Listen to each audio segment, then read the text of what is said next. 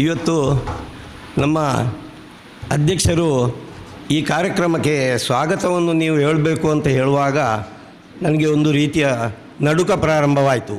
ಕಾರ್ಯಕ್ರಮಕ್ಕೆ ಬರಬೇಕೋ ಬೇಡವಪ್ಪ ಅಂತ. ಯಾಕೆಂದರೆ ಇಷ್ಟು ಒಂದು ಉತ್ತುಂಗದಲ್ಲಿ ಇರುವ ಒಂದು ಚಿಂತಕಿ, ವಾಗ್ಮಿ ಇವರನ್ನು ನಾನು ಹೇಗೆಂದು ಸ್ವಾಗತ ಮಾಡಬಹುದಾ ಎಂಬ ಒಂದು ನನ್ನಲ್ಲಿ ಅನುಮಾನವಿತ್ತು. ಆದರೆ ಅವರು ಇದು 3ನೇ ವರ್ಷ ಬರುವುದು. ಕಳೆದ 2 ವರ್ಷದಿಂದಲೂ ಅವರನ್ನು ನಾನು ಹತ್ತಿರದಿಂದ ನೋಡಿ ಒಂದು ರೀತಿಯ ಸಲಹೆ ಒಂದು ಆಗಿದೆ ಎಂಬ ಒಂದು ಭಾವನೆಯಲ್ಲಿ ನಾನು ಇವತ್ತು ಈ ವೇದಿಕೆಗೆ ಬಂದಿದ್ದೇನೆ. ಇನ್ನು ಡಾಕ್ಟರ್ ವೀಣಾ ಬನ್ನಂಜೆಯವರ ಬಗ್ಗೆ ಇದು 3ನೇ ಬಾರಿ ಬರೋದ್ರಿಂದ ಹೆಚ್ಚೇನು ವಿಷಯ ಹೇಳಲಿಕ್ಕೆ ಖಂಡಿತ ಇಲ್ಲ. ಶ್ರೀಮಾನ್ ಶ್ರೀಶಕುಮಾರು ಒಮ್ಮೆ ಮಾತಾಡಿದ ಮೇಲೆ ನಿಜವಾಗಿ ಇನ್ನೊಬ್ಬರಿಗೆ ಅಲ್ಲಿ ಮಾತಾಡಲಿಕ್ಕೆ ಆಸ್ಪದ ಸ್ವಲ್ಪ ಕಮ್ಮಿ. ಎಲ್ಲರಿಗೂ ಎಲ್ಲ ವಿಷಯ ಗೊತ್ತಿರುತ್ತದೆ. ಆದರೆ ಅವರು ಒಂದು ಬರಹಗಾರ್ತಿ, ಆಧ್ಯಾತ್ಮಿಕ ಸಾಧಕಿ, ಎಲ್ಲರಿಂದ ಮುಖ್ಯವಾಗಿ ಪ್ರಭಾವಿ ಉಪನ್ಯಾಸಕಿ.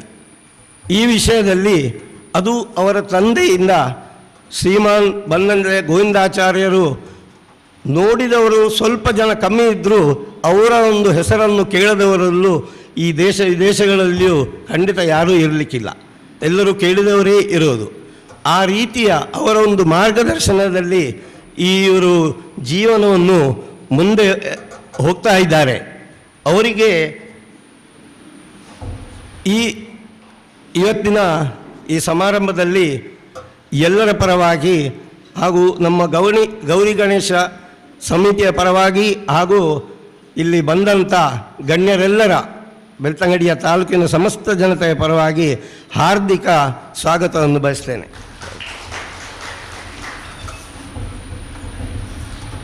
ಇನ್ನೊಬ್ಬರು ರೊಟೇರಿಯಂ ಎಂ.ವಿ. ಭಟ್, ಎಂ ವೆಂಕಟೇಶ ಭಟ್. ಇವರ ಬಗ್ಗೆ ಹೇಳುವುದಾದರೆ ಇದು ನಾವು ನೆರೆಕರೆಯಲ್ಲಿ ಇರುವಂಥ ಮುಂಡಾಜೆಯವರು. ಅವರು ಒಂದು ಸೇನೆಯಲ್ಲಿ ದೊಡ್ಡ ಹುದ್ದೆಯಲ್ಲಿ ಇದ್ದು ಹಲವು ವರ್ಷ ನಂತರ ರಿಟೈರ್ಡ್ ಆಗಿ ನಮ್ಮ ಮುಂಡಾಜೆ ಅಂತ ಒಂದು ಹಳ್ಳಿಗೆ ಬಂದು ಸೇರಿದವರು. ಒಂದು ಸಾಮಾನ್ಯ ಜೀವನ ಅವರು ಎಷ್ಟು ಒಂದು ಇದು ಮಾಡಿಕೊಂಡಿದ್ದಾರೆ ಅಂದರೆ, ಅವರ ರಿಟೈರ್ಮೆಂಟ್ ಆದ ಕೂಡಲೇ ಎಲ್ಲರೂ ದೊಡ್ಡ ದೊಡ್ಡ ಸಿಟಿ ಪೇಟೆಗಳನ್ನು ಸೇರುವವರು ಒಂದು ಹಳ್ಳಿಯ ನದಿಯ ಬದಿಯ ಒಂದು ಕೃಷಿ ಭೂಮಿಯನ್ನು ತಗೊಂಡು ಅದನ್ನು ತುಂಬ ಒಂದು ಅಭಿವೃದ್ಧಿಪಡಿಸಿ ಆಮೇಲೆ ಅಲ್ಲಿಂದಲೇ ಎಲ್ಲ ಸಮಾಜಮುಖಿ ಕಾರ್ಯಗಳನ್ನು ಮಾಡಿ, ಎಲ್ಲರಿಗೂ ಗೊತ್ತಿದೆ, ರೋಟರಿ ಅಧ್ಯಕ್ಷರಾಗಿ ನಮ್ಮ ಮುಂಡಾಜೆ ಎಲ್ಲ ಸಂಘ ಸಂಸ್ಥೆಗಳಲ್ಲಿ ತೊಡಗಿಸಿಕೊಂಡು ಬ್ರಹ್ಮಕಲಶದಲ್ಲಿ ಅವರ ಕೆಲಸವನ್ನು ಯಾರೂ ಮರೆಯುವಂಥದ್ದಿಲ್ಲ. ಅಂತಹ ಒಂದು ವ್ಯಕ್ತಿ ಇವತ್ತು ಬೆಳ್ತಂಗಡಿಗೆ ಬಂದು ಅದೇ ಅವರ ಊರಿನವರು, ನಾನು ಅವರನ್ನು ಒಂದು ಸ್ವಾಗತ ಮಾಡಲಿಕ್ಕೆ ಅದು ನನ್ನದು ಒಂದು ಪುಣ್ಯ ಅಂತ ಹೇಳಿಸ್ಕೊಂಡು ಭಟ್ರೆ ಇವತ್ತಿನ ಈ ಒಂದು ಕಾರ್ಯಕ್ರಮಕ್ಕೆ ಈ ಬೆಳ್ತಂಗಡಿಯ ಜನತೆಯ ಪರವಾಗಿ ಹಾಗೂ ನಮ್ಮ ಸಮಿತಿಯ ಪರವಾಗಿ ಹಾರ್ದಿಕ ಸ್ವಾಗತವನ್ನು ಬಯಸ್ತಾ ಇದ್ದೇನೆ. ಇನ್ನು ನಮ್ಮ ಅಧ್ಯಕ್ಷರು ಶ್ರೀ ಹರೀಶ್ ಕುಮಾರ್, ಇವರ ಬಗ್ಗೆ ಹೆಚ್ಚು ಖಂಡಿತ ಹೇಳುವ ಅಗತ್ಯವೇ ಇಲ್ಲ. ಯಾಕಂದರೆ ಎಲ್ಲರಿಗೂ ಗೊತ್ತಿದ್ದ ಎಲ್ಲ ಸಮಾಜಮುಖಿ ಕಾರ್ಯಕ್ರಮಗಳನ್ನು ಮಾಡಿದ ಅಜಾತಶತ್ರು ಎಂಬ ಒಂದು ನಾಮವನ್ನು ಪಡೆದುಕೊಂಡ ಶ್ರೀಮಾನ್ ಹರೀಶ್ ಕುಮಾರ್ ಎಲ್ಲ ಸಂಘ ಸಂಸ್ಥೆಗಳಲ್ಲಿ ಅವರೊಂದಿಗೆ ನಮ್ಮನ್ನು ಸೇರಿಸಿಕೊಂಡು ನಾವು ಕೂಡ ಒಂದು ಮುಂದೆ ಬಂದು ಅವರೊಟ್ಟಿಗೆ ಇರುವಂಥ ಮಾಡಿಕೊಂಡವರು ಶ್ರೀ ಹರೀಶ್ ಕುಮಾರ್. ಅವರಿಗೂ ಕೂಡ ಈ ಒಂದು ಸಂದರ್ಭದಲ್ಲಿ ನಮ್ಮ ಸಮಿತಿಯ ಪರವಾಗಿ ಹಾಗೂ ನಾಗರಿಕ ಬಂಧುಗಳ ಎಲ್ಲ ಪರವಾಗಿ ಹಾರ್ದಿಕ ಸ್ವಾಗತವನ್ನು ಬಯಸ್ತೇನೆ ಸರ್.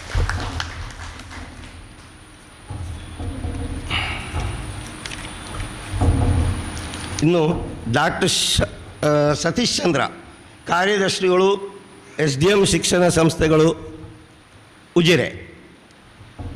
ಇವರು ಹಲವು ವರ್ಷಗಳ ನನಗೆ ಪರಿಚಯವು. ಹಾಗೆ ಈ ಸೂರ್ಯ ದೇವಸ್ಥಾನ ಸದಾಶಿವೇಶ್ವರ ದೇವಸ್ಥಾನದ ಆಡಳಿತ ಮುಕ್ತೇಶ್ವರರು, ಧರ್ಮದರ್ಶಿಗಳು.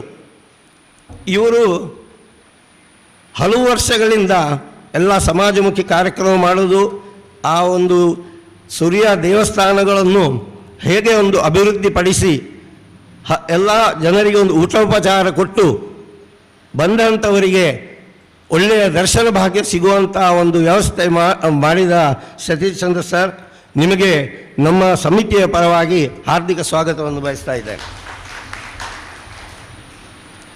ಡಾಕ್ಟರ್ ಭಾರತಿ ಗೋಪಾಲಕೃಷ್ಣ ಭಟ್ ಅಂದರೆ ನಮಗೆ ಸುರುವಿಗೆ ನೆನಪಾಗೋದು ಬೆನಕ ಹೆಲ್ತ್ ಸೆಂಟರ್. ಅಲ್ಲಿ ಮುಖ್ಯ ಏನಂದರೆ ಎಲ್ಲರೂ ಹೇಳುವಂಥದ್ದು, ಸಣ್ಣ ಕಾಯಿಲೆ ಬಂದರೂ ಅಲ್ಲಿ ಒಳಗೆ ಹೋದಾಗ ಈ ದಂಪತಿಗಳು ಎದುರು ಸಿಕ್ಕಿದರೆ ಅಂತೆ ಅವರ ನಗುಮುಖದ ಒಂದು ಸ್ವಾಗತಕ್ಕೆ ನಮ್ಮ ಅರ್ಧ ಕಾಯಿಲೆ ಕಮ್ಮಿ ಆಗ್ತದೆ ಅಂತ ಒಂದು ದಂಪತಿಗಳಲ್ಲಿ ಒಳ್ಳೆ ಭಾವನೆ ಇಟ್ಟುಕೊಂಡು ಬಂದವಂತರಿಗೆ ಒಳ್ಳೆಯ ಚಿಕಿತ್ಸೆ ಕೊಡಿಸಿ ಸರಿಯಾಗಿ ಮಾರ್ಗದರ್ಶನ ಕೊಡುವಂಥವರು ಶ್ರೀ ಗೋಪಾಲಕೃಷ್ಣ ದಂಪತಿಗಳು. ಮೇಡಮ್, ನೀವು ಸಹ ಇವತ್ತು ಸರಿಯಾದ ಸಮಯಕ್ಕೆ ಕಾರ್ಯಕ್ರಮಕ್ಕೆ ಬಂದಿದ್ದೀರಿ. ನಿಮಗೂ ನಮ್ಮ ಸಮಿತಿಯ ಪರವಾಗಿ ಎಲ್ಲ ಊರಿನ ಜನತೆಯ ಪರವಾಗಿ ಹಾರ್ದಿಕ ಸ್ವಾಗತವನ್ನು ಬಯಸ್ತಾ ಇದ್ದೇನೆ.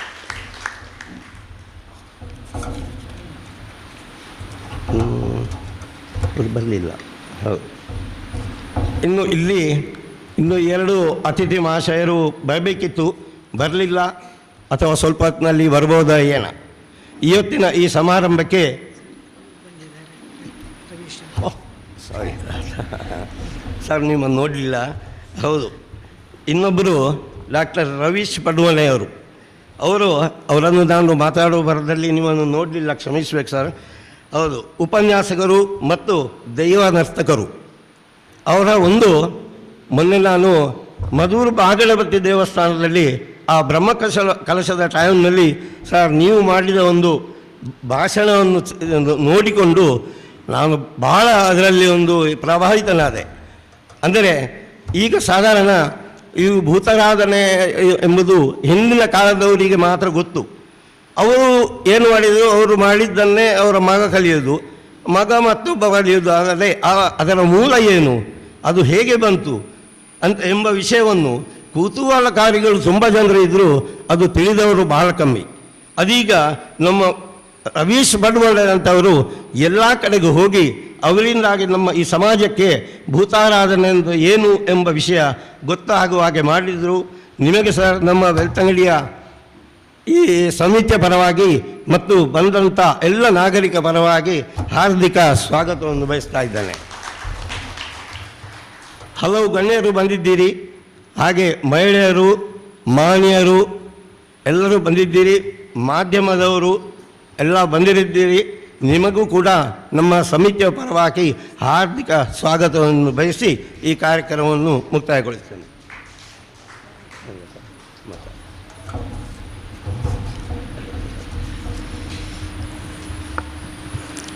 ಬಂಧುಗಳೇ, ಇವತ್ತಿನಿಂದ ಒಂದರ್ಥದಲ್ಲಿ ಆಷಾಢಸ್ಯ ಪ್ರಥಮ ದಿವಸೆ ಮಿಥುನ ಸಂಕ್ರಮಣ. ಬೆಳಗ್ಗೆ ಅಮಾವಾಸ್ಯೆ ಇತ್ತು, ಈಗ ಪಾಡ್ಯ ಬಂದಿದೆ. ಕಾಳಿದಾಸ ತನ್ನ ಕಾವ್ಯದ ಆಲೋಚನೆಯಲ್ಲಿ ಆಷಾಢಸ್ಯ ಪ್ರಥಮ ದಿವಸೆ ಅಂತ ಭಾಳ ಚಂದದಲ್ಲಿ ಮೇಘದೂತ ಶುರು ಮಾಡ್ತಾನೆ.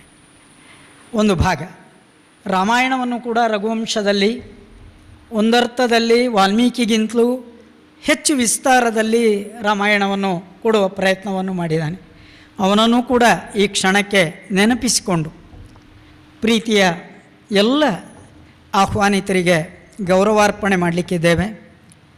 ಇವತ್ತಿನ ಪ್ರವಚನವನ್ನು ನಡೆಸಿಕೊಡ್ಲಿಕ್ಕೆ ಇರುವಂತಹ ವೀಣಾ ಬನ್ನಂಜಿಯವರಿಗೆ ಶ್ರೀಮತಿ ಮನೋರಮಾ ಉದಯಚಂದ್ರ ಅವರು ವೇದಿಕೆಗೆ ಬಂದು ಮಾಲಾರ್ಪಣೆ ಮಾಡಬೇಕು ಅಂತ ವಿನಂತಿ ಮಾಡಿಕೊಳ್ತಾ ಇದ್ದೇವೆ. ವೀಣಾ ಬನ್ನಂಜಿಯವರ ಗಂಗೋತ್ರಿಯ ಸ್ನೇಹ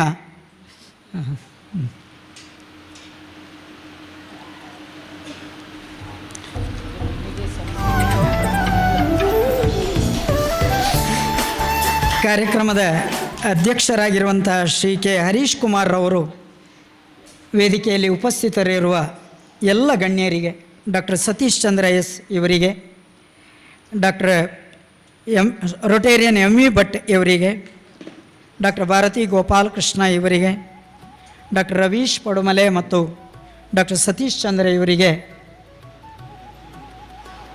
ಹೂ ನೀಡಿ ಗೌರವಿಸಿದ್ದಾರೆ. ಬಂಧುಗಳೇ, ದೀಪ ಪ್ರಜ್ವಲನ ಜ್ಞಾನದ ಸಂಕೇತ ನಮಗೆ. ಎಣ್ಣೆ ಹೊಯ್ಯಮ್ಮ ದೀಪಕ್ಕೆ ಅಂತ ಸೇಡಿಯಾಪು ಈ ಕಾರಣಕ್ಕೆ ಬರಿತಾ ಇತ್ತು. ತಿದ್ದಿ ತೀಡಿ ಬರೆವೇ ಅದು ಇನ್ನೊಂದು ಭಾಗ, ಆದರೆ ಎಣ್ಣೆ ಹೊಯ್ಯಮ್ಮ ದೀಪಕ್ಕೆ ಅಂತ ನಾವೆಲ್ಲ ಸೇರಿ ದೀಪ ಹಚ್ಚುವುದು ಈ ಭಾರತೀಯ ಪರಂಪರೆಯನ್ನು ಮುಂದುವರಿಸುವುದಕ್ಕೋಸ್ಕರ.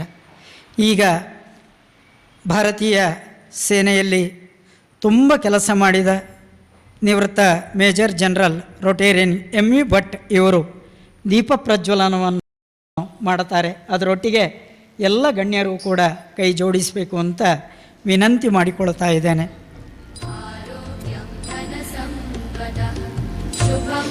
ಸಾಯಂಕಾಲ ಗೋಧೂಳಿ ಮುಹೂರ್ತ ಸಂಧ್ಯಾಕಾಲದಲ್ಲಿ ದೀಪ ಪ್ರಜ್ವಲನೆ ಮಾಡೋದು, ಅದು ಕೂಡ ನಿಮ್ಗೆ ಗೊತ್ತಿದೆ. ಆಷಾಢ ಕರ್ಕಾಟಕ ಮಾಸದಲ್ಲಿ ರಾಮಾಯಣ ಪ್ರವಚನಗಳು ನಡಿಬೇಕು ಅಂತ ಪರಂಪರೆ.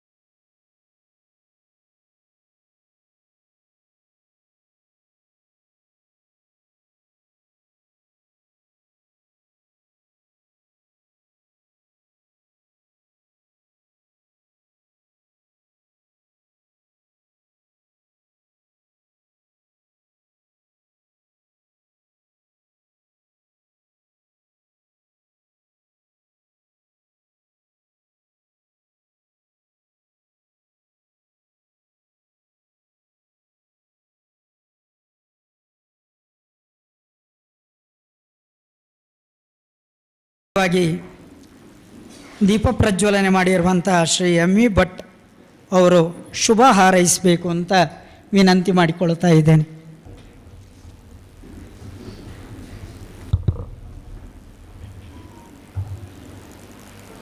ಎಲ್ಲಿಗೂ ಶುಭ ಸಂಜೆ. ವೇದಿಕೆಯಲ್ಲಿರುವ ಬೆಳ್ತಂಗಡಿ ಗಣೇಶೋತ್ಸವ ಸಮಿತಿಯ ಅಧ್ಯಕ್ಷರೇ, ಎಸ್ ಡಿ ಎಮ್ನ ಸತೀಶ್ ಚಂದ್ರವರೇ, ರವೀಶ್ ಪಡುಮಲೆಯವರೇ, ಇವತ್ತಿನ ಮುಖ್ಯ ಕೇಂದ್ರ ಬಿಂದು ವೀಣಾ ಬನ್ನಂಜಿಯವರೇ, ಡಾಕ್ಟರ್ ಭಾರತಿಯವರೇ ಮತ್ತು ನೆರೆದಿರುವ ಎಲ್ಲ ಬಂಧುಗಳೇ, ಭಗಿನಿಯರೇ, ನಾನು ದೊಡ್ಡ ವಾಗ್ಮಿ ಅಲ್ಲ, ಮೇಧಾವಿಯೂ ಅಲ್ಲ, ಸಾಮಾನ್ಯ ಮನುಷ್ಯ, ಒಬ್ಬ ಸೋಲ್ಜರ್.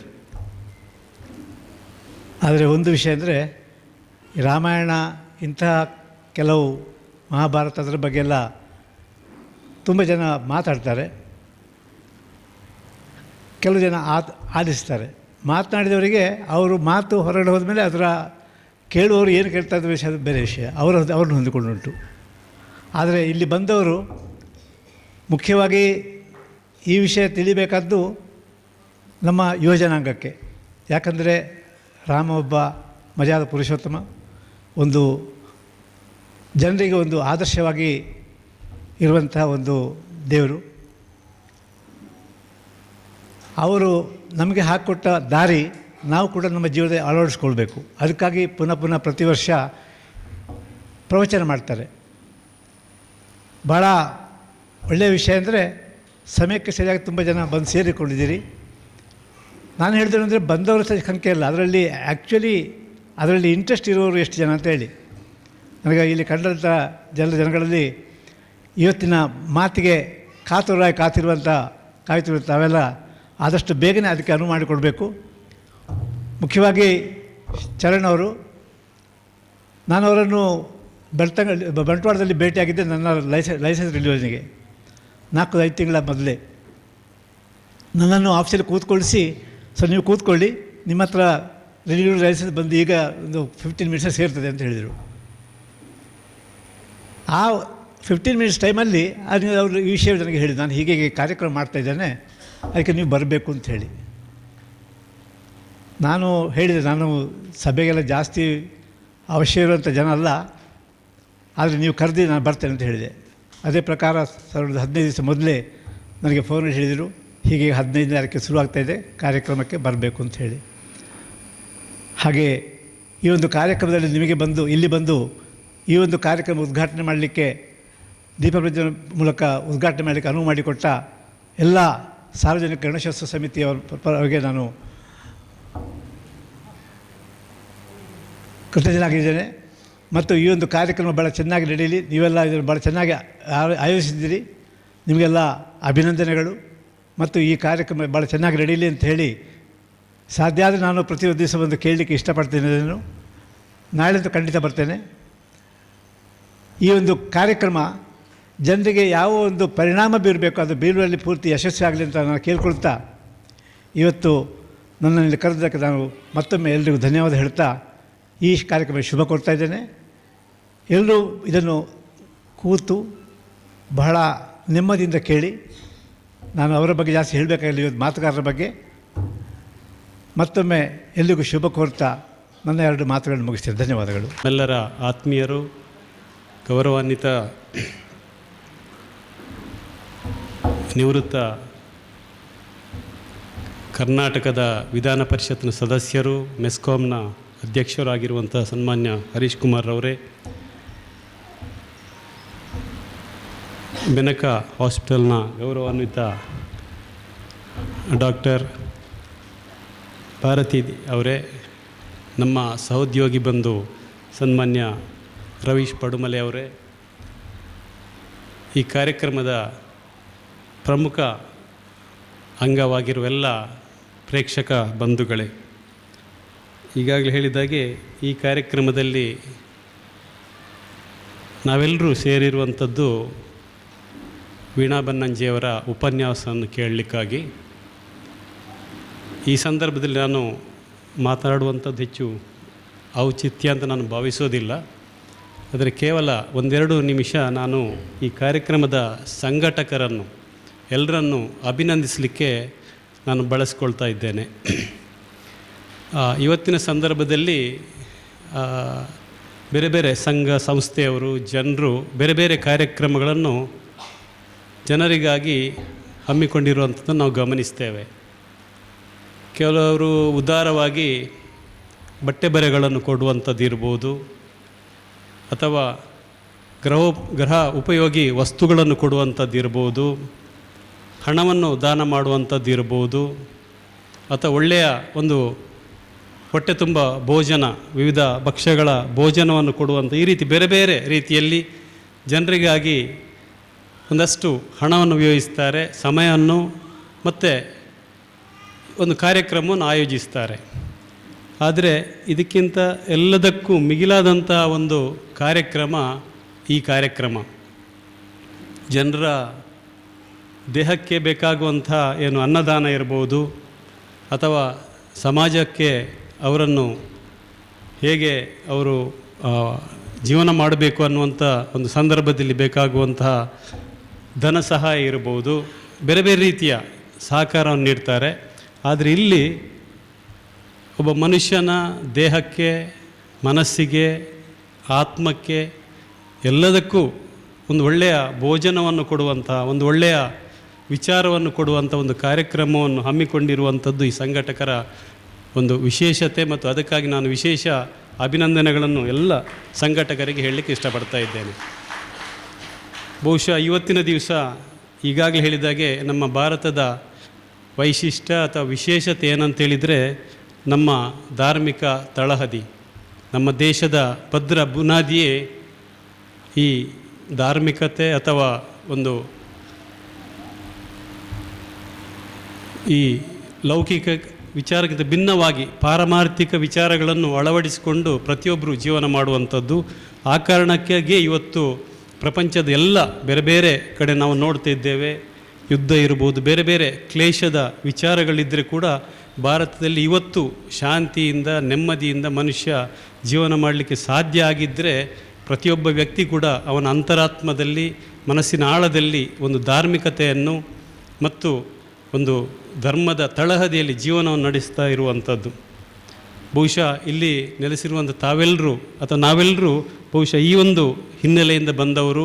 ಈ ಬಗ್ಗೆ ನಮ್ಮ ಮನಸ್ಸಿನಲ್ಲಿ ಒಂದು ತುಡಿತ ಇರುವ ಕಾರಣ ನಾವೆಲ್ಲ ಇದನ್ನು ನಾವು ಬಹಳ ಚೆನ್ನಾಗಿ ಆಸ್ವಾದಿಸ್ತೇವೆ. ಇನ್ನು ಒಂದು ವಿಚಾರ ಇದೆ. ಒಂದು ಕಡೆ ಎಲ್ಲಿಯೋ ಕೇಳಿದ್ದ, ಇಂಥದ್ದೇ ಗೌರವಾನ್ವಿತ ಉಪನ್ಯಾಸಕರು ಅಂಥವರೇ ಹೇಳಿದಂಥ ಒಂದು ಮಾತು ಇರ್ಬೋದು, ಯಾರು ಮಹಾತ್ಮರು ಅನ್ನುವಂಥದ್ದು. ಯಾರು ಯಾವುದನ್ನು ಯೋಚನೆ ಮಾಡ್ತಾರೋ ಅದನ್ನೇ ಮಾತನಾಡುವಂಥದ್ದು, ಯಾರು ಏನನ್ನು ಮಾತನಾಡ್ತಾರೋ ಅದನ್ನೇ ಕಾರ್ಯರೂಪಕ್ಕೆ ತರುವಂಥದ್ದು. ಅಂದರೆ ಒಳ್ಳೆಯ ಯೋಚನೆ, ಆ ಯೋಚನೆಯನ್ನೇ ಅವರು ಮಾತನಾಡುವಂಥದ್ದು ಅಥವಾ ಮಾತಿನ ಮೂಲಕ ತೋರ್ಪಡಿಸುವಂಥದ್ದು, ಮತ್ತು ಅದನ್ನೇ ಕಾರ್ಯರೂಪಕ್ಕೆ ತರುವಂಥದ್ದು. ಅವರು ಮಹಾತ್ಮರು ಅಂತ ಅನ್ನಿಸ್ತಾರೆ.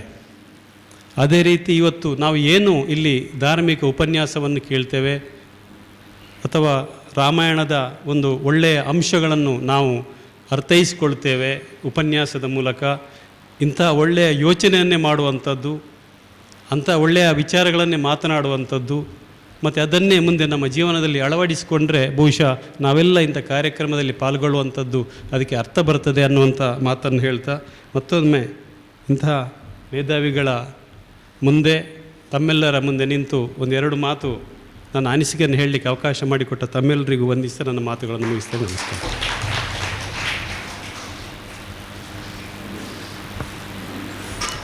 ಜ್ಞಾನ ಪರಂಪರೆಯ ಈ ಸತ್ರಕ್ಕೆ ಶುಭ ಹಾರೈಸಿದ ನಿಮಗೆ ಕೃತಜ್ಞತೆಗಳು. ಇನ್ನು ಮುಂದೆ ನಮ್ಮೊಂದಿಗೆ doctor Bharathi Gopalakrishna Benaka health centre Ujire ಇವರು ಶುಭ ಹಾರೈಸ್ತಾರೆ.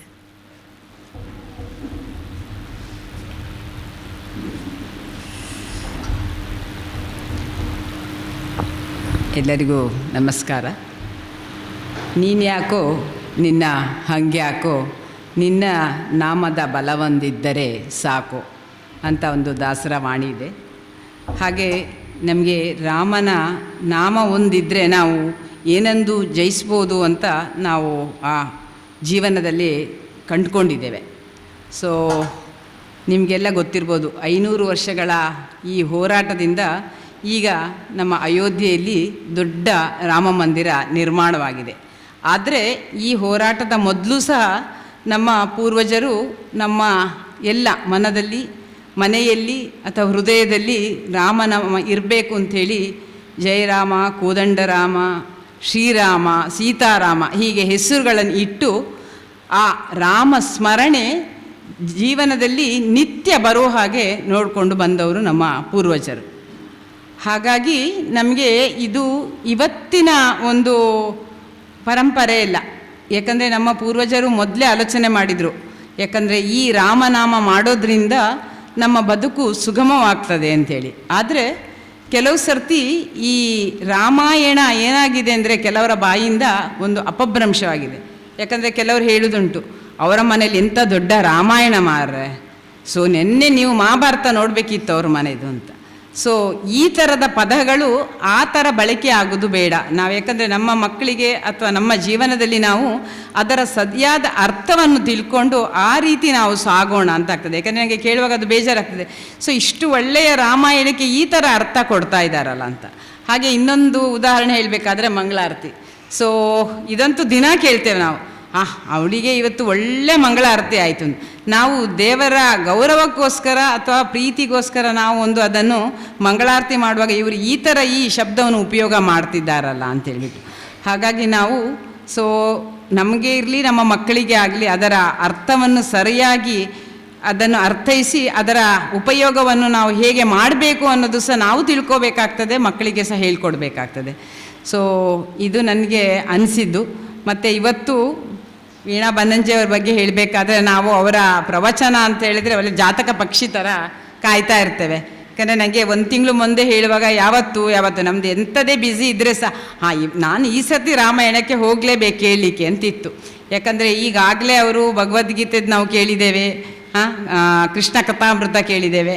ಸೊ ಇನ್ನು ರಾಮಾಯಣ ಈಗ ನಾನು ನನ್ನ ಭಾಷಣ ಹೇಳ್ತಾ ಹೋದರೆ ಮತ್ತೆ ಎಲ್ಲರೂ ನನಗೆ ಬೈದಾರು, ಅವರದ್ದಕ್ಕೆ ಅಂತ ನಾವು ಬಂದಿದ್ದೇವೆ, ಇವರೇ ಹೇಳ್ತಾ ಇದ್ದಾರೆ ಅಂತೇಳಿ. ಹಾಗೆ ನಾನು ಇದನ್ನು ಹೆಚ್ಚು ಉದ್ದ ಎಳಿಲಿಕ್ಕೆ ಇಷ್ಟಪಡೋದಿಲ್ಲ. ಈ ಪ್ರವಚನವನ್ನು ಮಾಡಲಿಕ್ಕೆ ಅನುವು ಮಾಡಿಸಿಕೊಟ್ಟ ಅಂತ ನನಗೆ ಇಲ್ಲಿ ನಿಂತು 2 ಮಾತನಾಡಿಕೊಟ್ಟಂಥ ಎಲ್ಲ ಸಂಘಟಕರಿಗೂ ನಾನು ವಂದಿಸ್ತಾ ನನ್ನ 2 ಮಾತು ಮುಗಿಸ್ತೇನೆ. ಶಬರಿ ರಾಮ ಬರ್ತಾನೆ ಅಂತ ಕಾಯ್ತಾ ಇದ್ವಿ. ನಾವು ರಾಮಾಯಣ ಪ್ರವಚನ ಯಾವಾಗ ಅಂತ ಕಾಯ್ತಾ ಇದ್ವಿ. ಸ್ನೇಹಿತರೆ, ಇನ್ನು ಮುಂದೆ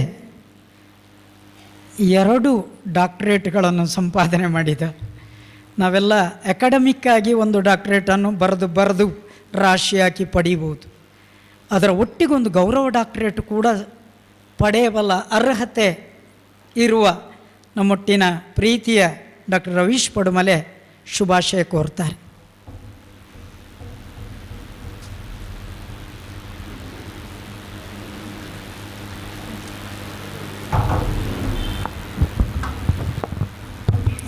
ಓಂ ಶ್ರೀ ಗುರುಭ್ಯೋ ನಮಃ.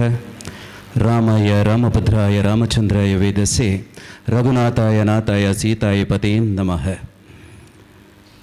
ಬಹಳಷ್ಟು ದಿವಸಗಳಿಂದ ನಾನು ಕಾತರದಿಂದ ಕಾಯ್ತಾ ಇದ್ದಂಥ ಒಂದು ಕಾರ್ಯಕ್ರಮ ಸರಿಯಾದ ಸಮಯಕ್ಕೆ ಬರಬೇಕು ಅಂತ ನಾನು ಆಲೋಚನೆಯನ್ನು ಮಾಡಿದ್ದೆ. ಆದರೆ ನನ್ನ ಸಂಸ್ಥೆಯಲ್ಲಿ ಒಂದು ಮೀಟಿಂಗ್ ಕರೆದಿದ್ರು. ಆ ಮೀಟಿಂಗಲ್ಲಿ ಭಾಗವಹಿಸಲೇಬೇಕಾಗಿತ್ತು. ಅದು ಮುಗಿಯುವಾಗ 6 ಗಂಟೆ ಆಯಿತು. ಆದ ಕಾರಣ ನಾನು ಸ್ವಲ್ಪ ತಡ ಆಗಿ ಬಂದೆ. ಅದಕ್ಕೋಸ್ಕರ ತಮ್ಮಲ್ಲೆಲ್ಲರಲ್ಲೂ ಕೂಡ ನಾನು ಕ್ಷಮೆಯನ್ನು ಯಾಚಿಸ್ತಾ ಇದ್ದೇನೆ. ಈ ಸುಂದರ ಕಾರ್ಯಕ್ರಮದ ವೇದಿಕೆಯಲ್ಲಿ ಆಸೀನರಾಗಿರುವಂತಹ ನಮ್ಮ ತಾಯಿಗೆ ಸಮನಾಗಿರುವಂತಹ ಅಮ್ಮನವರ ಪಾದಗಳಿಗೆ ನಮಸ್ಕರಿಸುತ್ತಾ, ಹಾಗೆಯೇ ಈ ವೇದಿಕೆಯಲ್ಲಿ ಆಸೀನರಾಗಿರುವ ಎಲ್ಲ ಹಿರಿಯರ ಪಾದಕಮಲಗಳಿಗೆ ಎರಗುತ್ತಾ ತಮ್ಮ ಆಶೀರ್ವಾದವನ್ನು ಕೂಡ ಬೇಡಿಕೊಳ್ಳುತ್ತಾ, ವೇದಿಕೆಯ ಮುಂಭಾಗದಲ್ಲಿರುವಂತಹ ಎಲ್ಲ ಹಿರಿಯರೇ ಮತ್ತು ಕಿರಿಯರೇ, ಒಂದು ನಾವೆಲ್ಲರೂ ಕೇಳಿ ತಿಳಿದಂತಹ ವಿಚಾರ, ನಾವೆಲ್ಲರೂ ಓದಿಕೊಂಡು ಬಂದಿರುವಂತಹ ವಿಚಾರ ರಾಮಾಯಣ ಮಹಾಭಾರತಗಳು. ಖಂಡಿತವಾಗ್ಲೂ ಸತ್ಯ. ರಾಮಾಯಣ ಮಹಾಭಾರತ ಅನ್ನುವಂಥದ್ದು ನಮ್ಮ ದೇಶದ ಕೇವಲ ಒಂದು ಕಥೆಯಲ್ಲ, ಅದು ನಮ್ಮ ದೇಶದ ಅಥವಾ ಈ ಮಣ್ಣಿನ ಒಂದು ಅವಿಭಾಜ್ಯ ಅಂಗ ಅಂತ ಕರಿಬೋದು. ಯಾಕಂತಂದರೆ ಆ ರಾಮಾಯಣ ಕೇವಲ ಕಥೆಯ ಥರ ನೋಡ್ತಾ ಹೋದರೆ ಅದರಲ್ಲಿ ಒಂದಷ್ಟು ಪಾತ್ರಗಳು ನಮಗೆ ಬರ್ತಾ ಹೋಗ್ಬೋದು, ಒಂದಷ್ಟು ವಿಚಾರಗಳು ನಮಗೆ ಬರ್ತಾ ಹೋಗ್ಬೋದು. ಆ ರಾಮಾಯಣದ ಮೇರು ವ್ಯಕ್ತಿತ್ವ ಅಥವಾ ಈ ಭೂಮಿಗೆ ಜನ್ಮವೆತ್ತಿ ಬಂದು ಧರ್ಮವನ್ನು ಉಳಿಸಬೇಕು ಅನ್ನುವಂತಹ ನಿಟ್ಟಿನಲ್ಲಿ ತನ್ನ ಕೆಲಸ ಕಾರ್ಯಗಳನ್ನು ಮಾಡಿದಂತಹ ಭಗವಾನ್ ಶ್ರೀರಾಮಚಂದ್ರ ನಮಗೆಲ್ಲರಿಗೂ ಆದರ್ಶ ಅಂತ ನಾವು ಕರೆದುಕೊಂಡು ಬಂದವರು. ಹಾಗಾಗಿ ಆ ರಾಮಾಯಣ ಏನು ವಿಚಾರಧಾರೆಗಳಿದಾವ, ಆ ರಾಮಾಯಣದ ಬಗೆಗೆ ನಾವು ಏನು ಓದನ್ನು ತಿಳ್ಕೊಳ್ಬೇಕು ಅನ್ನುವಂತಹ ನಿಟ್ಟಿನಲ್ಲಿ ಒಂದು ಕಾರ್ಯಕ್ರಮದ ಒಂದು ಸಪ್ತಾಹ ಕಾರ್ಯಕ್ರಮವನ್ನು ಆಯೋಜನೆ ಮಾಡಿದ್ದಾರೆ. ನನಗೆ ಬಹಳಷ್ಟು ಖುಷಿ ಆಗ್ತಾ ಇದೆ. ಯಾಕಂತಂದರೆ ನಾವು ಎಲ್ಲ ಕಡೆಗೂ ಎಲ್ಲ ಕಾರ್ಯಕ್ರಮಗಳಲ್ಲೂ ಭಾಗವಹಿಸಿದರೂ ಕೂಡ ಸಮಾಜದಲ್ಲಿ ಧರ್ಮ ಉಳಿಬೇಕು, ಧರ್ಮವನ್ನು ಹೇಗಾದರೂ ಮಾಡಿ ಉಳಿಸಬೇಕು ಅನ್ನೋದರಲ್ಲಿ ಒಂದಷ್ಟು ವಿಚಾರಗಳನ್ನು ಮಾತನಾಡೋದನ್ನು ನಾವು ಕೇಳ್ತಾ ಬರ್ತಿದ್ದೇವೆ. ಆ ನಿಟ್ಟಿನಲ್ಲಿ ನಾನು ಈ ಬೆಳ್ತಂಗಡಿಯ ಗೌರಿ ಮತ್ತು ಗಣೇಶೋತ್ಸವ ಸಮಿತಿಯನ್ನು ನಿಜವಾಗ್ಲೂ ನಾನು ಮೆಚ್ಚುತ್ತಾ ಇದ್ದೇನೆ. ಯಾಕಂತಂದರೆ ಕಳೆದ ಕೆಲವು ವರ್ಷಗಳಿಂದ ಇಂತಹದ್ದೇ ಒಂದು ಸಪ್ತಾಹ ಕಾರ್ಯಕ್ರಮಗಳನ್ನು ಮಾಡ್ತಾ ಬರ್ತಾ ಇದ್ದಾರೆ. ಈ ನಿಟ್ಟಿನಲ್ಲಿ ನಾವು ಏನು ಅಥವಾ ರಾಮದೇವರು ಯಾವ ರೀತಿಯ ಒಂದು ಸಮಾಜವನ್ನು ಆ ಕಾಲದಲ್ಲಿ ಕಟ್ಟಿದ್ರ ಅಥವಾ ನಾವೆಲ್ಲರೂ ಏನು ಭಾರತೀಯರಾಗಿ ಯಾವ ರೀತಿಯ ಒಂದು ಸಮಾಜವನ್ನು ಕಾಣಬೇಕು ಅಂತ ಇದ್ದಾವ ಅಂಥ ಒಂದು ಸಮಾಜದ ನಿರ್ಮಾಣದ ಕಾರ್ಯದಲ್ಲಿ ಈ ಸಮಿತಿಯವರು ತೊಡಗಿಸಿಕೊಂಡಿರುವುದಕ್ಕೆ ಎಲ್ಲರೂ ಕೂಡ ಒಂದು ಜೋರಾದ ಕೈ ಚಪ್ಪಾಳೆಯನ್ನು ಅವರಿಗೆ ಕೊಡಬೇಕಾಗತ್ತೆ. ದಾಯಿಗಿಂದು ಪಂಡಗ ನಮ್ಮ ಮಾತಿರ್ಲಕ್ಕೆ ಏನೊಂದು ಪುನು ನಮ್ಮ ಪಿರಾಕದ ಕಾಲುಡು ಹಿರಿಯಕ್ಕಲು ಮಾತಿರಲ್ಲ ನಮಗೆ ಪಂದು ಕುರ್ತಿನ ದಾದ ಪಂಡ ಸಂಸ್ಕಾರ ಬೊಕ್ಕ ಎಡ್ಡೆಂತಿನ ವಿಚಾರ ನಿನ್ನ ತರಿಟ್ಟು ದಿಂಜಂಡ ಮಾತ್ರ ಬಾಲೆ ಈ ಪೋಪಿನ ತಾದಿಗೆ ದಾಲ ಕುಂದು ಕೊರತೆ ಬರಂದು ಪನ್ಪಿನ ನಮ್ಮ ಹಿರಿಯಕ್ಕಲು ಪಂಡದು ಕೊರ್ತೀನಿ. ನಮ್ಮ ಓಡೆ ಮುಟ್ಟ ಪನ್ನಗ ನಮ್ಮ ಮಾತ ಕಿನ್ನೆ ಜೋಕುಲು ಪುನಗ ನಮ್ಮ 10 ಜೋಕುಲು ಒಟ್ಟು ಸೇರಿ ಅಂದೈತಲ್ಲ ನಮಕು ಸುರುಗು ನೆನಪಾಪುನು ಕ್ರಿಕೆಟ್ ನೆನಪಾಪುಜಿ ಮುರಾಣಿ ಸುರು అయిన ಫುಟ್ಬಾಲ್ ನೆನಪಾಪುಜಿ ನಮ್ಮ ಸುರು ಮಲ್ಪಿನ ಒಯ್ನಂದಕ್ಕೆ ಎನ್ನಗ ಕಣ್ಣ ಮುಚ್ಚೆ ಗಾಡೆಗೂಡೆ ಉದ್ದಿನ ಮುಟ್ಟೆ ಉರುಳೆ ಹೋಯ್ತು ನನ್ನಯ ಹಕ್ಕಿ ನಿನ್ನಯ ಹಕ್ಕಿ ಬಿಟ್ಟೆ ಕೂ ಬಂಡತು ಒಂಜಿ 9 ಜನ ಬಲಿಪುನು ಒರಿ ಅಲ್ಪ ನಾಡೊಂದು ಪೋಪಿನಿ.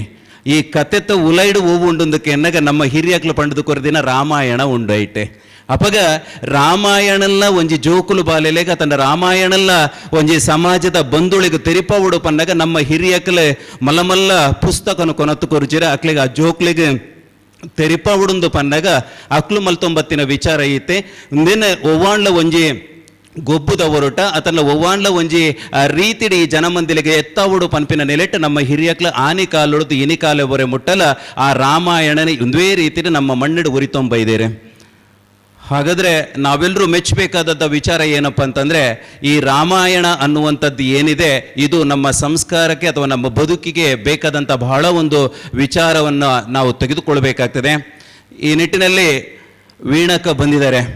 ಬನ್ನಂಜೆಯವರ ಸಪ್ತಾಹ ಅಂತಂದರೆ ನಾವು ಯೂಟ್ಯೂಬಲ್ಲಿ ಹಾಕಿ ನೋಡಿದರೆ ನಮಗೆಲ್ಲ ವಿಚಾರಗಳು ಬರ್ತವೆ. ನಾನು ಮತ್ತು ವೀಣಕ್ಕ ಒಂದು ಸರಿ ಬೆಂಗಳೂರಿನಲ್ಲಿ ಕಂಬಳದ ವಿಚಾರ ಬಂದಾಗ ನಾವು ವೇದಿಕೆಯನ್ನು ಹಂಚಿಕೊಂಡಿದ್ದೆವು. ಅಂದು ನಾನು ಅವರ ಒಂದು ಪ್ರವಚನವನ್ನು ಅಥವಾ ಅವರ ಧಾರ್ಮಿಕ ಉಪನ್ಯಾಸವನ್ನು ಕೇಳಿದ್ದೇನೆ.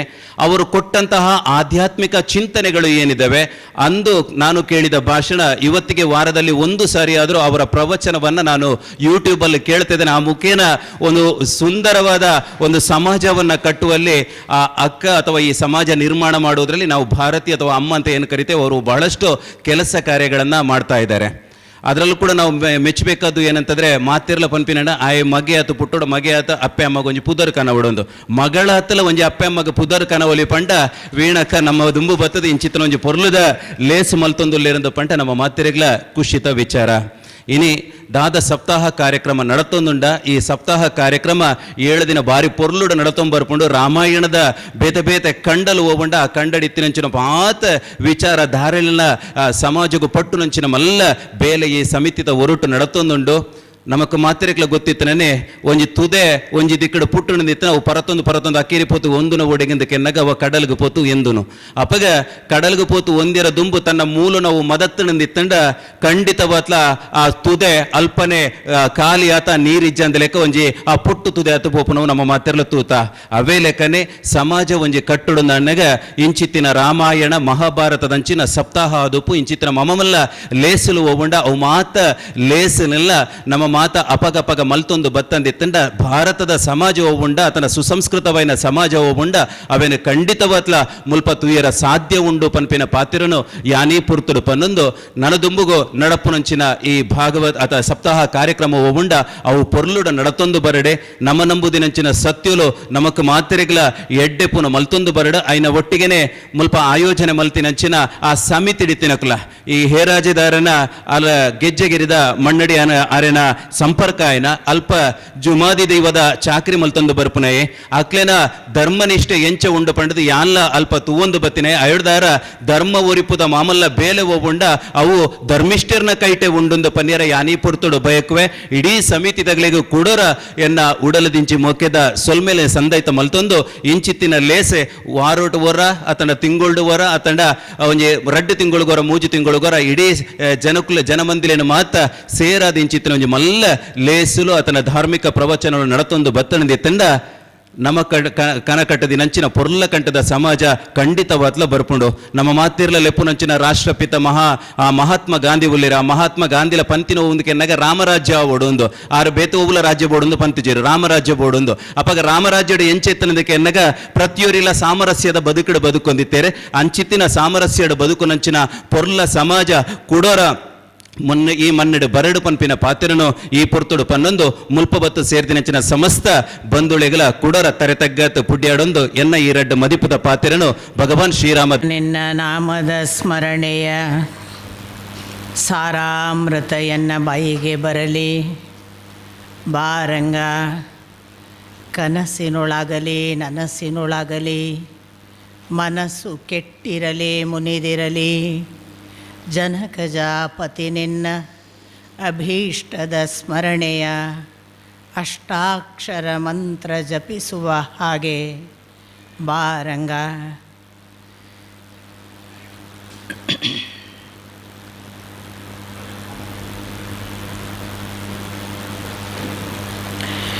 ಶ್ರೀರಾಮ ರಾಮ ರಾಮೇತಿ ರಮೇ ರಾಮೇ ಮನೋರಮೆ ಸಹಸ್ರನಾಮ ತತ್ತುಲ್ಯಂ ರಾಮ ನಾಮ ವರಾನನೆ.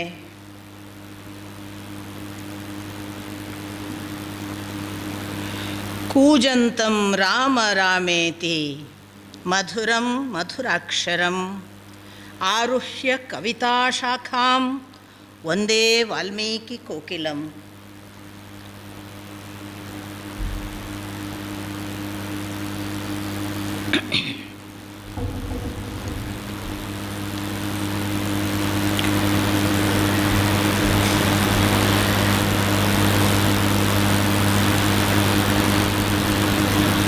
ಬದುಕಿಗೆ ಭವ್ಯ ಆದರ್ಶವಾಗಬಹುದಾದ ಮನುಷ್ಯ ಅವತಾರದಲ್ಲಿ ಬಂದು ಬಹಳ ದೊಡ್ಡ ಮಾರ್ಗ ನಡೆದು ತೋರಿಸಿದ ಶ್ರೀರಾಮಚಂದ್ರನನ್ನು ಅಂತರಂಗದಲ್ಲಿ ವಂದಿಸಿ,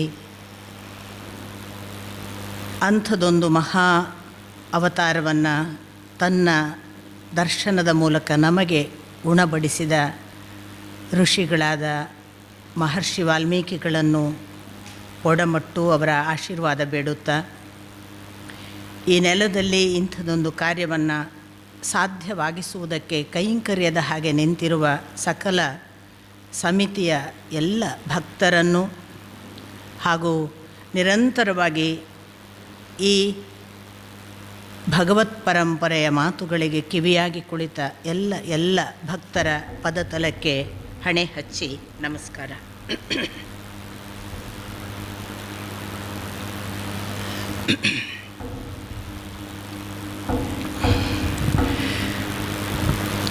ಕಳೆದ 2 ವರ್ಷಗಳ ಒಂದು ಬಾಂಧವ್ಯದ ಸುಖ ಒಂದು ಕಡೆಗಾದರೆ, ಆಗಾಗ್ಗೆ ನನ್ನನ್ನು ಹೇಗೋ ಓಡಾಡಿಸ್ತಾ ಇರುವ ಭಗವಂತನ ಪರೀಕ್ಷೆಯ ಭಾಗ, ಅದರ ದುಃಖ ಅಂತ ನಾನು ಹೇಳಲಾರೆ, ಪರೀಕ್ಷೆ ಅಂತಲೇ ನಾನು ಭಾವಿಸ್ತೇನೆ. ಆ ಕೆಲಸಗಳ ಭಾಗ ಇನ್ನೊಂದು ಕಡೆ.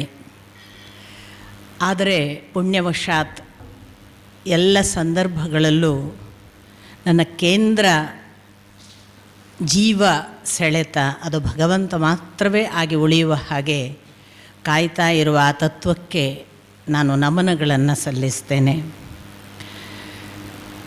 ಭಾರತೀಯ ಪರಂಪರೆಯಲ್ಲಿ ಶ್ರೀಮದ್ ರಾಮಾಯಣ ಮತ್ತು ಶ್ರೀಮನ್ ಮಹಾಭಾರತ ಎರಡೂ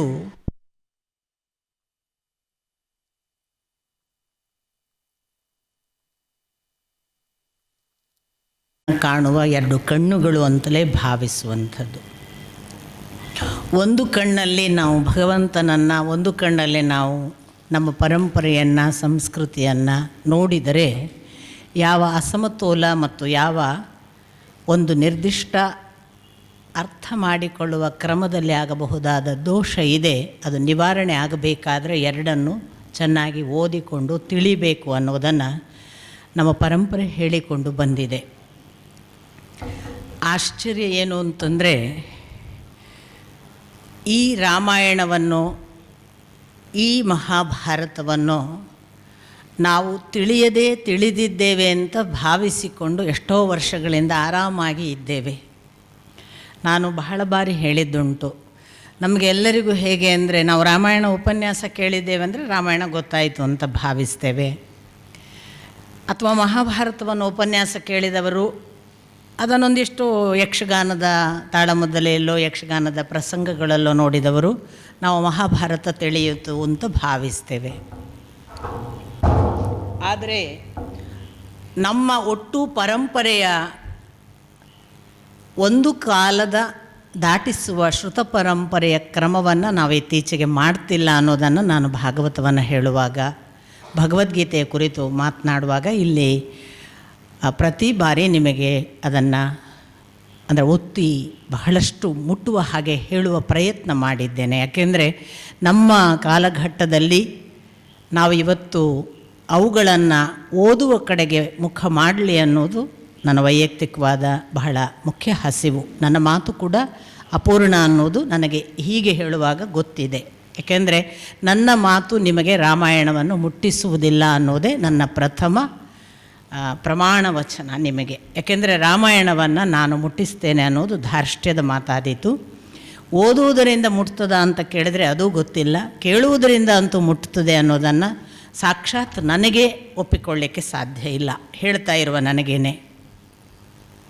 ಇಂಥ ಎಲ್ಲ ಸಂಕಷ್ಟಗಳ ಮಧ್ಯೆ ಆದಷ್ಟು ದಿನಕ್ಕೆ 2 ಗಂಟೆ ನಾವು ಅದನ್ನು ಯೋಚಿಸುವ, ಮತ್ತು ಆ ಯೋಚಿಸುವುದರಲ್ಲಿ ಎಷ್ಟು ಕೆಲವೊಮ್ಮೆ ಏನು ಅಂದರೆ, ಒಂದು ಸಮುದ್ರದಲ್ಲಿ ಅಪರಂಪಾರ ಮುತ್ತುರತ್ನಗಳಿರ್ತವೆ. ಈಸುವಾಗ ನಾವು ಆಳಕ್ಕೆ ಇಳಿಯುವ ಹೊತ್ತಿಗೆ ಎಷ್ಟು ನಮ್ಮ ಕೈಗೆ ದಕ್ತದೆ ಅಷ್ಟು ಮುತ್ತುರತ್ನಗಳು ನಮ್ಮ ಪಾಲು ಅನ್ನುವ ಹಾಗೆ ಅಪರಂಪಾರ ಮುತ್ತುರತ್ನಗಳು ಇನ್ನೂ ಅಲ್ಲೇ ಉಳಿತವೆ. ಅಪರಂಪಾರ ಕಡಲು ಸಾಗರವೂ ಕೂಡ ಹಾಗೇ ಇರ್ತದೆ. ಆ ಸಾಗರದ ಒಂದು ಬೊಗಸೆ ನೀರು ಬಂತಲ್ಲ ಅದು ನಮ್ಮ ಧನ್ಯತೆ. ಆ ನೀರಿಗೂ ಸ್ವಲ್ಪ ಅದರ ರುಚಿ ಇದೆ ಅಲ್ಲ, ಆ ರುಚಿಯ ಒಂದು ಪ್ರಮಾಣದ ಒಂದು ಅಂಶವನ್ನು ನಾನು ಕೂಡ ರುಚಿಸುವಂತಾಯಿತಲ್ಲ ಅನ್ನುವ ಒಂದು ಸಾರ್ಥಕತೆ ಮಾತ್ರ ನಾವು ಇಲ್ಲಿ ಇಂಥ ಉಪನ್ಯಾಸಗಳಲ್ಲಿ ನಾವಾದರೂ ಭಾವಿಸಬೇಕು, ಕೇಳುವವರಾದರೂ ಯೋಚಿಸಬೇಕು ಅಂತ ನನ್ನ ಪ್ರಾಮಾಣಿಕ ಅರಿಕೆ. ತುಂಬ ದೂರ ಬಂದಿದ್ದೇವೆ ನಾವು. ದ್ವಾಪರ, ತ್ರೇತ ಎಲ್ಲ ಎಷ್ಟೋ ಕಾಲದ ಪುರಾತನ ಇತಿಹಾಸ.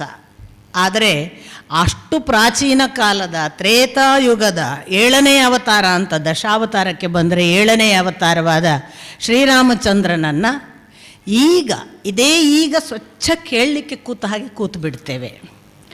ಗೊತ್ತಿಲ್ವಾ ಕೇಳಿದರೆ ಎಲ್ಲರಿಗೂ ಗೊತ್ತು. ಕನಿಷ್ಠ ಏನು ಗೊತ್ತು ಅಂತಂದರೆ ಕ್ಲೈಮ್ಯಾಕ್ಸ್ ಆದರೂ ಗೊತ್ತು ನಮಗೆ. ನಡುವಿನ ಬಹಳ ವಿಷಾದವಾದ ಮತ್ತು ವಿಷದವಾಗಿರುವಂತಹ ಅನೇಕ ಹರಳುಗಳನ್ನು ಬಿಡಿಸಿಕೊಟ್ಟು ಅಲ್ಲಿರುವ ಪ್ರತಿ ಸಂಗತಿಗಳು ಗೊತ್ತಿಲ್ಲದಿದ್ದರೂ ರಾಮ ಸೀತೆಯ ಆರಂಭ ಎಲ್ಲಿ, ಅವರ ಮದುವೆ ಹೇಗಾಯಿತು, ಅವರ ಮದುವೆ ಆದ ನಂತರ ನಡೆದ ಘಟನೆ ಏನು, ಆ ಘಟನಾ ನಂತರ ಅವರ ಬದುಕಿನ ಆ ಮಾರ್ಗಕ್ರಮಣಗಳೇನು, ವನವಾಸದಲ್ಲಿ ಏನಾಯಿತು, ವನವಾಸದ ನಂತರ ಲಂಕೆಯಲ್ಲಿ ಏನಾಯಿತು, ಲಂಕೆಯ ನಂತರ ಮರಳಿ ಬಂದ ಮೇಲೆ ಏನಾಯಿತು, ಪಟ್ಟಾಭಿಷಿಕ್ತನಾದ ರಾಮನ ಕಥೆ ಅಲ್ಲಿಗೆ ಮುಗಿದ ಉತ್ತರಕಾಂಡಕ್ಕಾಗುವಾಗ ಅವನು ಮಾಡಿದಂತಹ ಘಟನೆಗಳೇನು, ಇವು ಸಾಧಾರಣವಾಗಿ ನಮಗೆ ಎಲ್ಲರಿಗೂ ಗೊತ್ತಿದೆ. ಆದರೂ ಕೂಡ ಇದೇ ಈಗ ಇನ್ನೇನು ರಾಮ ಹುಟ್ಟಿಯೇ ಇಲ್ಲ, ನಾವು ಹೊಸದಾಗಿ ಆ ರಾಮಚಂದ್ರನ ಕಥೆ ಕೇಳಲಿಕ್ಕೆ ಅಂತ ಕೂತ್ಕೊಳ್ತೇವಲ್ಲ, ಇದು ನನಗೆ ಯಾವತ್ತೂ ಕೂಡ ಪರಮ ವಿಸ್ಮಯದ ವಿಷಯ ಅಂತ ನಾನು ಭಾವಿಸೋದು. ಅದು ಕೃಷ್ಣನ ಕಥೆ ಇರ್ಬೋದು, ರಾಮನ ಕಥೆ ಇರ್ಬೋದು, ನಮಗೆ ಎಲ್ಲರಿಗೂ ಗೊತ್ತೇ ಇಲ್ಲದ ಹಾಗೆ, ಇದೇ ಈಗ ಕೇಳುವ ಹಾಗೆ. ನಾವೇನೇ ಒಂದು ಸಿನಿಮಾ ನೋಡಿ ಬಂದಿರ್ತೀವಿ ಅಂತ ಅಂದ್ಕೊಳ್ಳಿ, ಅತ್ಯದ್ಭುತವಾದ ಸಿನಿಮಾ ನೋಡಿ ಬಂದಿರ್ತೀವಿ. ಆ 1ನೆಯ ಬಾರಿ ನೋಡಿದ ಅದರ ಪರಿಣಾಮ ನಮಗೆ 2ನೇ ಬಾರಿಗೆ ಹೋದಾಗ ಮುಟ್ಟಿಸೋದಿಲ್ಲ. ಅದು 3ನೇ ಬಾರಿ ನೋಡೋಕ್ಕೆ ಬರ್ತೀರಾ ಅಂದರೆ ಅಯ್ಯೋ ಸಾಕಪ್ಪ ಅಂತ ನಾವು ಹೇಳ್ತೀವಿ. ಎಂಥ ಅದ್ಭುತ ಚಲನಚಿತ್ರ ಕೂಡ ಕಣ್ಣಿಗೆ ಕಟ್ಟುವ ಹಾಗೆ ಮಾರ್ಧವವಾಗಿ ನಮ್ಮ ಹೃದಯವನ್ನು ಹಿಂಡಿ ಕಲಕಿದಂತಹ ಸಿನಿಮಾ ಕೂಡ ನಾವಲ್ಲಿ ಪ್ರಥಮ ದಿನ ವೀಕ್ಷಣೆಯ ಹೊತ್ತಿಗೆ ಆ ಥಿಯೇಟ್ರಲ್ಲಿ ಕೂತು ಧಾರಾಕಾರ ಕಣ್ಣೀರು ಹಾಕಿರ್ಬೋದು, ಹೃದಯ ಕರಗಿಕೊಂಡಿರ್ಬೋದು, ಎಲ್ಲ ಆಗಿರ್ಬೋದು. 2ನೇ ಬಾರಿಗೆ ಆ ಪರಿಣಾಮ ಇರೋದಿಲ್ಲ, 3ನೇ ಬಾರಿಗೆ ಅದು ಸಾಕು ಅನ್ನಿಸ್ತದೆ. ಆದರೆ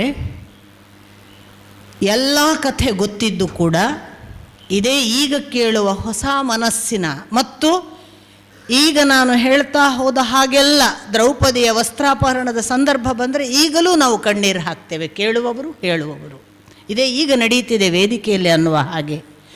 ಒಂದು ಸೀತೆಯನ್ನು ಕಾಡಿಗೆ ಬಿಟ್ಟು ಬರುವ ಪ್ರಸಂಗವನ್ನು ಕೇಳುವಾಗಲೇ ನಾವು ಆರ್ದ್ರ ಹೃದಯಿಗಳಾಗಿ ಹೀಗಾಗಬಾರ್ದಿತ್ತು ಅಂತ ನಮ್ಮ ಮನೆಯ ಮಗಳಿಗೆ ಏನೂ ಆದ ಹಾಗೆ ಲೊಚಗುಡ್ತೇವೆ. ಸಾಧ್ಯವೇ ಇಲ್ಲ ಇದನ್ನು ನೋಡೋಕ್ಕೆ ಅಂತ ಅಗ್ನಿ ಪರೀಕ್ಷೆಯ ಸಂದರ್ಭದಲ್ಲಿ ವಿಲವಿಲ ಒದ್ದಾಡ್ತೇವೆ. ಯಾವುದದು ನಮ್ಮನ್ನು ಕನೆಕ್ಟ್ ಮಾಡ್ತಾ ಇರುವಂಥ ಆ ಒಂದು ವಿಶೇಷ ಜೀವ ಸೆಳೆತ?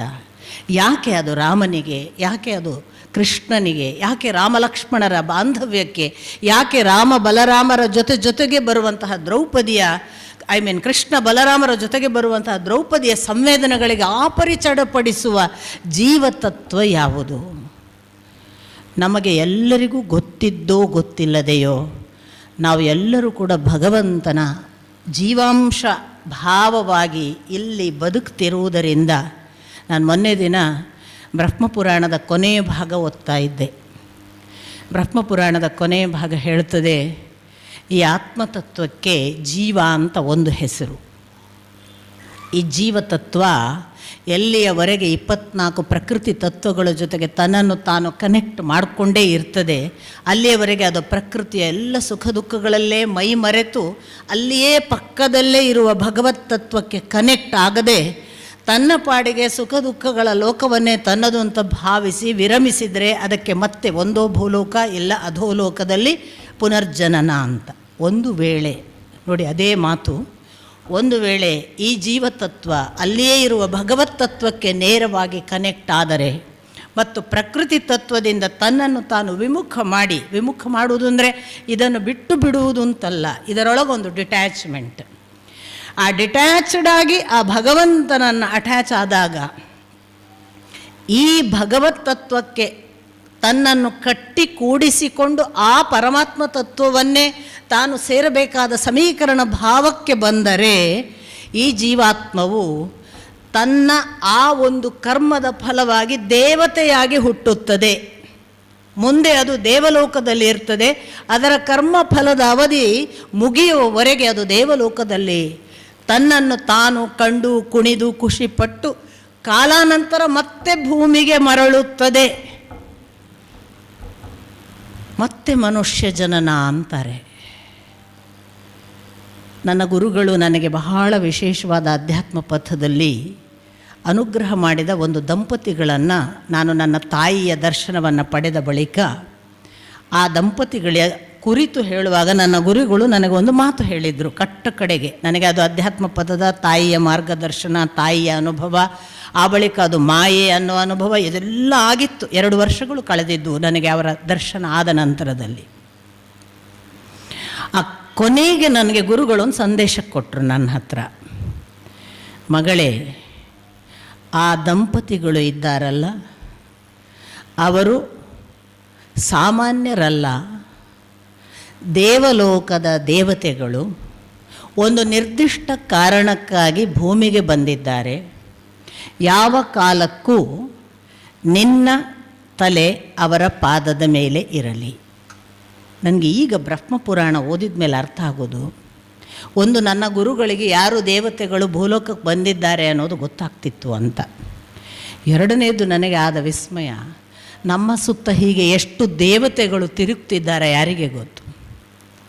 ತಮ್ಮ ಕೆಲಸವನ್ನು ಅಲ್ಲಿ ಮುಗಿಸಿ ಇಲ್ಲಿ ಮತ್ಯಾವುದೋ ಕೆಲಸಕ್ಕೆ ಬರುವಂತಹ ಯಾವ ಸಂಗತಿಗಳುಂಟೋ ಯಾರಿಗೆ ಗೊತ್ತು. ನಮಗೆ ರಾಮನನ್ನು ಹಾಗೆಯೇ ಪ್ರಸ್ತುತಪಡಿಸ್ತಾರೆ ಒಂದು ದೃಷ್ಟಿಯಿಂದ. ಅಲ್ಲಿ ದೇವಲೋಕದ ದೇವತೆಗಳಲ್ಲದಿದ್ದರೂ ಕೂಡ ಭಗವಂತ ತಾನು ಭಗವತ್ ತತ್ವದ ಭಾಗವಾಗಿ ಮನುಷ್ಯ ರೂಪದಲ್ಲಿ ಭೂಲೋಕಕ್ಕೆ ಬರ್ತೇನೆ ಅಂತ. ಅಂದರೆ ದೇವರೂ ಕೂಡ ಮನುಷ್ಯ ರೂಪದಲ್ಲಿ ನಮ್ಮ ಸುತ್ತಮುತ್ತ ಓಡಾಡ್ತಿರಬಹುದು. ಅವನು ನಮ್ಮ ಸುತ್ತಮುತ್ತ ನಮ್ಮ ಹಾಗೆ ಬದುಕಿದ ಹಾಗೆ ಅವನಿಗೂ ನಮ್ಮ ಹಾಗೆ ಸುಖ ದುಃಖಗಳಿರಬಹುದು ಅಂತ ಕಾಣಿಸುವ ಹಾಗೆ ನಮ್ಮ ಬದುಕನ್ನು ಮತ್ತೆ ನಮಗೆ ಕನ್ನಡಿ ಇಟ್ಟು ತೋರಿಸಿದ ಪಾತ್ರ ಅಥವಾ ಅವತಾರ ಅದು ಶ್ರೀರಾಮಚಂದ್ರ. ಅಂಥ ರಾಮಚಂದ್ರನ ಬದುಕನ್ನು ಅರ್ಥ ಮಾಡಿಕೊಳ್ಳುವುದಕ್ಕೆ ಪ್ರಯತ್ನ ಪಡುವುದು ಎಂದರೆ ಬಹುಶಃ ನಮ್ಮ ಬದುಕನ್ನು ನಾವು ಸಾರ್ಥಕಗೊಳಿಸೋದಕ್ಕೆ ಏನು ಮಾಡಬಹುದು, ನಮ್ಮಲ್ಲಿ ಯಾವ ತಿದ್ದುಪಡಿಗಳು, ನಾವು ಹೇಗೆ ಎಲ್ಲ ಸಾಧ್ಯತೆಗಳನ್ನು ರಾಮ ತನ್ನ ಬದುಕಿನಲ್ಲಿ ನಡೆದು ಒಂದು ದೋಷವೂ ಇಲ್ಲದ ಹಾಗೆ ನಿರ್ಗಮಿಸಿದ ಒಂದು ಮಹಾ ಅವತಾರ. ಇಷ್ಟೆಲ್ಲ ಹೇಳಿದ ತಕ್ಷಣ ನಾನು ಯಾವುದೋ ವೈಭವೀಕರಣಕ್ಕೆ ಹೊರಟಿದ್ದೇನೆ ಅಂತ ದಯವಿಟ್ಟು ಭಾವಿಸಬೇಡಿ. ಹೇಳಿದವರು ನಮ್ಮಲ್ಲೊಂದಿಗೆ ದೊಡ್ಡ ಸುದ್ದಿ ನಡೆದಿದೆಯಲ್ಲ, ರಾಮ ಒಬ್ಬ ಅವತಾರ ಪುರುಷನೇ ಅಲ್ಲ, ಪುರೋಹಿತರ ಜೊತೆಗೆ ಮಲಗಿ ಆ ಮಗು ಹುಡ್ತು, ಆದ್ದರಿಂದ ಅವನನ್ನು ದೊಡ್ಡ ದೇವರು ಅಂತ ಭಾವಿಸಬೇಡಿ. ಸ್ವಾಮಿ, ನನಗೆ ಆಶ್ಚರ್ಯ ಆಗುತ್ತೆ. 30, 40, 45ರವರೆಗೂ ಬೇಡ, ಬಹಳ ಅಂದರೆ 50ರವರೆಗೂ ಒಂದು ಕಾಮದ ಕಣ್ಣು ಇರಬಹುದು ಮನುಷ್ಯನಿಗೆ. 85 ಆದಮೇಲೂ ಇನ್ನೂ ಕಾಮದ ಕಣ್ಣು ಹೋಗಲ್ಲ. ಅಂದರೆ 85ರ ಮೇಲೂ ಕೂಡ ಒಬ್ಬ ಮನುಷ್ಯನಿಗೆ ಕಾಮದಾಚೆಗೆ ಏನೋ ಒಂದು ಹುಟ್ಟುತ್ತೆ ಅನ್ನೋದು ಗೊತ್ತಾಗೋದಿಲ್ಲ. ಅಂದರೆ ಎಂಥ ಕಾಮುಕರನ್ನು ಇನ್ನೂ ಈ ಭೂಮಿ ಯಾಕೆ ಇಟ್ಕೊಂಡಿದೆ ಅನಿಸುತ್ತೆ. ತಮ್ಮ ಕಾಮುಕ ದೃಷ್ಟಿ, ತಮ್ಮ ಕಾಮದ ದೋಷಗಳನ್ನು ಜಗತ್ತಿಗೂ ಸಾರಬೇಕು ಅನ್ನೋ ಚಪಲ ಬೇರೆ ಇದೆಯಲ್ಲ. ಅಂಥ ದೋಷಗಳನ್ನು ಹೇಳುವ ಜನಗಳನ್ನು ಪ್ರಚುರಪಡಿಸುವ ಮಾಧ್ಯಮಗಳು, ಅದರ ಮೂಲಕ ಮತ್ತೆ ಮತ್ತೆ ತಮ್ಮ TRP ಹೆಚ್ಚಿಸಿಕೊಳ್ಳುವ ಬೇರೆ ಬೇರೆ ಪತ್ರಕರ್ತ ವಲಯಗಳು, ಇವುಗಳನ್ನೆಲ್ಲ ನೋಡುವಾಗ ಎಲ್ಲಿಯೋ ರಾಮಚಂದ್ರ ನಮಗೆ ಎಷ್ಟು ಪ್ರಸ್ತುತ ಆಗಬೇಕು. ನನಗೆ ವೈಯಕ್ತಿಕವಾಗಿ ಬಹಳ ಬಾರಿ ಅನಿಸೋದಿದೆ, ಇವರೆಲ್ಲ ಆಗಿ ಹೋಗಬಾರ್ದು. ಇವರು ಈ ಕ್ಷಣ ನಮ್ಮ ಬಳಿ ಬರುವ ಹಾಗಾಗಬೇಕು. ಅದು ಎಂಥ ಪ್ರಯತ್ನ ಆಗಬೇಕು ಅಂದರೆ ನಮ್ಮಲ್ಲಿ ಅಂಥದ್ದೊಂದು ಕನ್ವಿಕ್ಷನ್ ಹುಟ್ಟಬೇಕು. ಅವರು ನಮ್ಮ ಹತ್ರ ಬಂದು ಇಲ್ಲಿ ಈಗ ನಮ್ಮ ಸಮಸ್ಯೆಗಳು ಏನಿವೆ, ಅದು ವೈಯಕ್ತಿಕ ಅಲ್ಲ, ಲೋಕ ಕಲ್ಯಾಣದ ದೃಷ್ಟಿಯಿಂದ ಅದಾಗುವ ಹಾಗೆ ನಾವು ಪಕ್ಕಾ ಕರೆದರೆ, ಬಲವಿಟ್ಟು ಕರೆದರೆ, ಹೃದಯದಿಂದ ಕರೆದರೆ ಅದು ಸಾಧ್ಯವಾಗುವಷ್ಟು ಅವರು ಬರಬಲ್ಲರು ಅನ್ನುವ ನಂಬಿಕೆ ನನಗೆ ದೃಢವಾಗಿದೆ. ಆದರೆ ನಮ್ಮ ಕೂಗು ಸಾಲದು ಅನ್ನುವುದೇ ನನ್ನ ನಿರಂತರವಾದ ಒಂದು ವೇದನೆ. ಯಾಕೆ ಅಂದರೆ ಎಷ್ಟೋ ಬಾರಿ ಇಂಥ ದುಷ್ಟ ರೀತಿಯ ವಾಚನಗಳಿಗೆ, ದುಷ್ಟ ರೀತಿಯ ಪ್ರಸ್ತುತಿಗಳಿಗೆ, ದುಷ್ಟವಾಗಿ ಯೋಚಿಸುವ ಕ್ರಮಗಳಿಗೆ, ಭಾವನೆಗಳಿಗೆ ಒಂದು ಪ್ರಸ್ತುತಪಡಿಸುವ ವೈಯಕ್ತಿಕ ಮಾದರಿಯ ಜೀವಂತ ಉದಾಹರಣೆಯೇ ಒಳ್ಳೆಯ ಪಾಠ. ಇಲ್ಲದಿದ್ದರೆ ಇದು ಪಕ್ಕ ನೋಡಿ, ಯಾವನೋ ಒಬ್ಬ ಕೂತ್ಕೊಂಡು ಎಲ್ಲಿಯೋ ಹೋಗಿ ಹೇಳ್ತಾನೆ ದಕ್ಷಿಣಕ್ಕೆ ಬಂದರು ಅವರು ಆರ್ಯ ಜನಾಂಗ, ಆ ಆರ್ಯ ಜನಾಂಗ ಇಲ್ಲಿಗೆ ಬಂದು ದಕ್ಷಿಣಕ್ಕೆ ಬಂದದ್ರಿಂದ ಅದು ಅವರ ಸೀಮೆಯೇ ಅಲ್ಲ, ಅದು ರಾವಣನ ಸೀಮೆ ಇತ್ತು. ರಾವಣನ ಸೀಮೆಯಲ್ಲಿ ಬಂದು ಟ್ಯಾಕ್ಸ್ ಹಾಕಿದ ಅವನು, ಆ ಟ್ಯಾಕ್ಸ್ ಕಟ್ಟಬೇಕಲ್ಲ ಈ ರಾಮ ಮೊದಲಾದವರು, ಅವರು ಅಲ್ವೇ ಅಲ್ವಲ್ಲ. ಇಡೀ ರಾಮಾಯಣವನ್ನು ಸಮಗ್ರವಾಗಿ ಓದಿದವನಿಗೆ ಗೊತ್ತಿರುತ್ತೆ. ರಾಮ ಹೇಳ್ತಾನೆ, ಇದು ಇಕ್ಷ್ವಾಕು ದೊರೆಗಳು ಆಳಿದ ನೆಲ, ಇದು ನಮಗೆ ಸಂಬಂಧಪಟ್ಟದ್ದು, ಇದರಲ್ಲಿ ನಾವು ಇದ್ದವರು, ನಮ್ಮ ನೆಲ ಅಂತಲೇ ನಾನು ಬಂದಿದ್ದೇನೆ ಅನ್ನುವ ಸ್ಪಷ್ಟ ಮಾತುಗಳಿವೆ. ಆದ್ದರಿಂದ ಸರಿಯಾಗಿ ಓದದವರು ಮತ್ತು ಓದಿದರೂ ಕೆಲವು ಜಾಣಕಿ ಉಡುತನದ ಹಾಗೆ ಮಾಡಿ ಅಪಾರ್ಥವನ್ನೇ ಮುಟ್ಟಿಸುವ ಒಂದು ಪರಂಪರೆ ಬೆಳೀತಿರುವ ಹೊತ್ತು, ಏಕಕಾಲದಲ್ಲಿ ಧರ್ಮ ಅವನತಿ ಆಗ್ತಿದೆ, ನಮ್ಮ ಧರ್ಮ ಉಳಿಬೇಕು, ಸನಾತನ ಧರ್ಮಕ್ಕೆ ಭಾರಿ ಅಪಾಯ ಬಂದಿದೆ ಅಂತ ಕೂಗಾಡುವ ಇನ್ನೊಂದು ಕಡೆಯ ಹಿಂಸಾತ್ಮಕ ಚಳವಳಿ, ಭಾಳ ಹಿಂಸಾತ್ಮಕವಾಗಿ ಬೆಳೀತಿದ್ದೇವೆ ನಾವು. ನಮಗೀಗ ಏಕಾಂತವೇ ಗೊತ್ತಿಲ್ಲ, ನಮಗೆ ಬರೇ ಅದನ್ನು ಎಷ್ಟೆಷ್ಟು ಬಾಹ್ಯ ಜಗತ್ತಿಗೆ ಪ್ರಸ್ತುತಪಡಿಸಿ ಪ್ರದರ್ಶಿಸಿ ಆ ಮೂಲಕ ನಮ್ಮ ಹೆಸರನ್ನು ನಮ್ಮನ್ನು ತೋರಿಸುವ ಕ್ರಮವೇ ಬೆಳೆದಿದೆ. ನೆನ್ನೆ ದಿನ ನನ್ನ ಜೊತೆಗೆ ನನ್ನ ಹುಡುಗ ಹೇಳ್ತಿದ್ದ, ರಘುವೀರ, ಫಸ್ಟ್ ನೈಟಿಗೆ ಶುಭಾಶಯ ಬ್ಯಾನರ್ ಹಾಕ್ತಾರೆ ಅಂತ. ಜಗತ್ತು ಎಲ್ಲಿಗೆ ಬಂತು? ಜಗತ್ತಿನಲ್ಲಿ ಅತ್ಯಂತ ಪವಿತ್ರವಾದ ಸಂಗತಿಗಳು ಏನು ಉಳಿದಿದ್ದಾವೆ? ಕುಟುಂಬ ಅನ್ನೋದು ಉಳಿದಿಲ್ಲ, ದಾಂಪತ್ಯ ಉಳಿದಿಲ್ಲ, ಏಕಾಂತದ ಪ್ರೇಮಗಳೇ ಉಳಿದಿಲ್ಲ. ಏಕಾಂತದ ಪ್ರೇಮಗಳಿತ್ತು ಒಂದು ಕಾಲಕ್ಕೆ.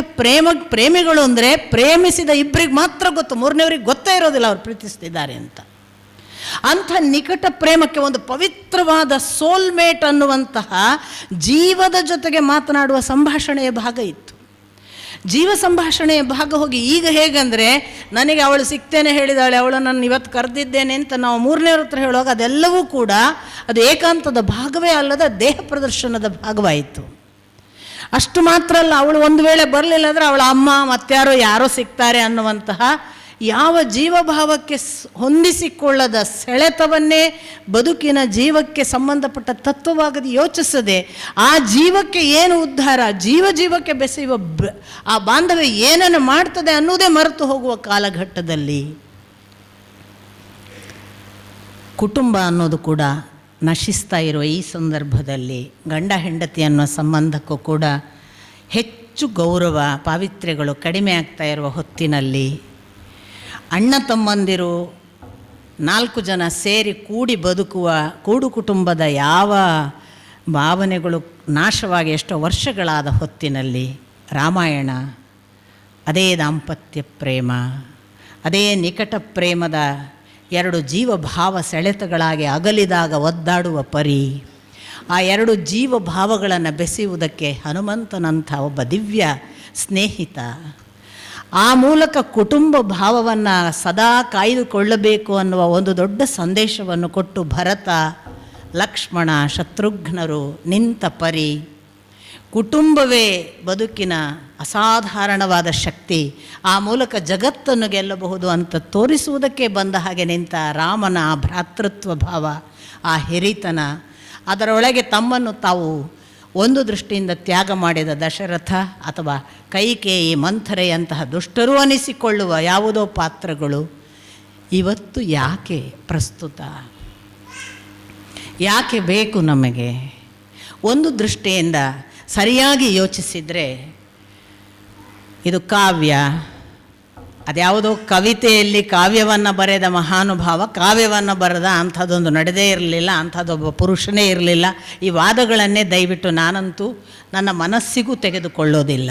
ಯಾಕೆಂದರೆ ಗ್ರಹಿಸುವುದಕ್ಕೆ ಸರಿಯಾದ ಬುದ್ಧಿಶಕ್ತಿಯೋ ಹೃದಯ ಭಾವವೋ ಇದ್ದರೆ ಕಾಣಬೇಕಾದದ್ದು ಚೆಂದಾಗಿ ಕಾಣ್ತದೆ. ನಮಗೆ ನೋಡುವ ಮನಸ್ಸೇ ಸರಿ ಇಲ್ಲದಿದ್ದರೆ ಕಾಣುವುದು ಅಸ್ಪಷ್ಟವಾಗಿಯೇ ಕಾಣ್ತದೆ.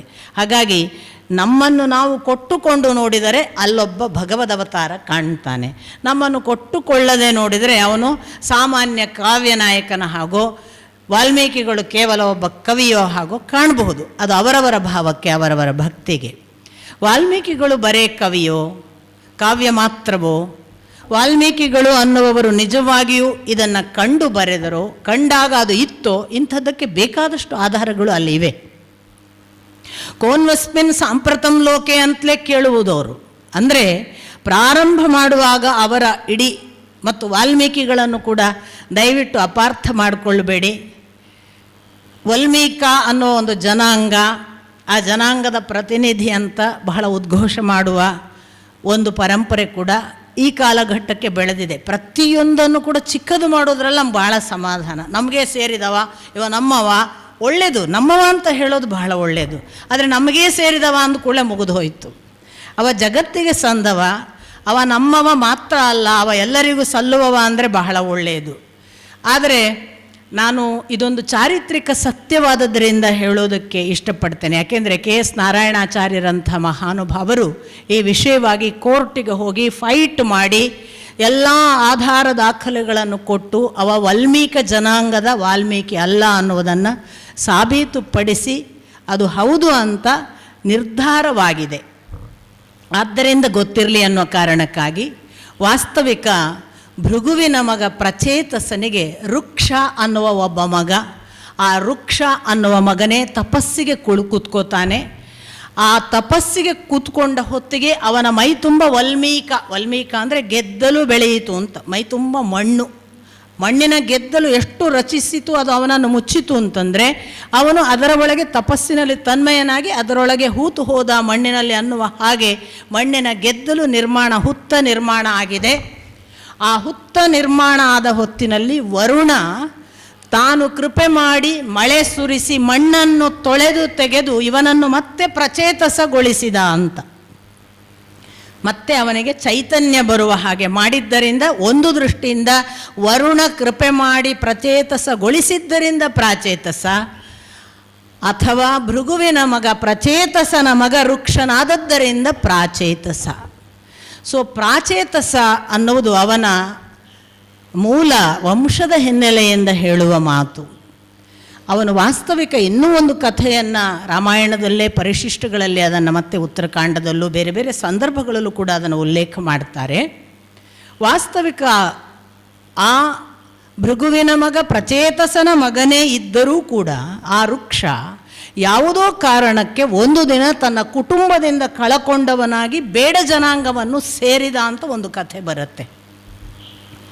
ಬಾಲ್ಯದಲ್ಲೇ ಬೇಡ ಜನಾಂಗವನ್ನು ಸೇರಿದ್ದರಿಂದ ಅದೇ ತನ್ನ ಬದುಕಿನ ಭಾಗವಾಗಿ ಅವನು ಕೂಡ ಯಾರ್ಯಾರನ್ನು ಬೇಟೆಯಾಡೋದು, ಯಾರ್ಯಾರನ್ನು ಕೊಲ್ಲುವುದು, ಅಥವಾ ಯಾವುದೋ ಮಾಂಸಕ್ಕಾಗಿ ಹಾತೊರೆಯುವುದು, ಇಂಥ ಕೆಲಸಗಳನ್ನು, ಯಾರನ್ನು ಲೂಟ್ ಮಾಡೋದು, ಇಂಥ ಕೆಲಸಗಳನ್ನು ಮಾಡ್ತಿದ್ದಂತಹ ಆ ವಾಲ್ಮೀಕಿಗೆ ಅಥವಾ ಆ ಬೇಡನಿಗೆ ಒಂದು ದಿನ ಒಂದು ಸಂದರ್ಭದಲ್ಲಿ ಋಷಿಮುನಿಗಳು ಎದುರಾಗ್ತಾರೆ. ಆ ಋಷಿಮುನಿಗಳಿಗೆ ಎದುರಾದಾಗ ಆ ಋಷಿಮುನಿಗಳನ್ನೂ ಕೂಡ ಇವನು ಅದೇ ಥರ ಭಾವಿಸಿ ಅವರನ್ನೂ ಲೂಟ್ ಮಾಡಬಹುದು ಅಥವಾ ಕೊಲ್ಲಬಹುದು ಅಥವಾ ಏನಾದರೂ ಮಾಡಬಹುದು ಅನ್ನುವ ಕಾರಣಕ್ಕಾಗಿ ಅಲ್ಲಿರುವ ಋಷಿಮುನಿಗಳು ಇವನನ್ನು ಪ್ರಶ್ನೆ ಹಾಕ್ತಾರೆ, ನೀನು ಇದೆಲ್ಲ ಯಾರಿಗಾಗಿ ಮಾಡ್ತೀಯಾ ಅಂತ.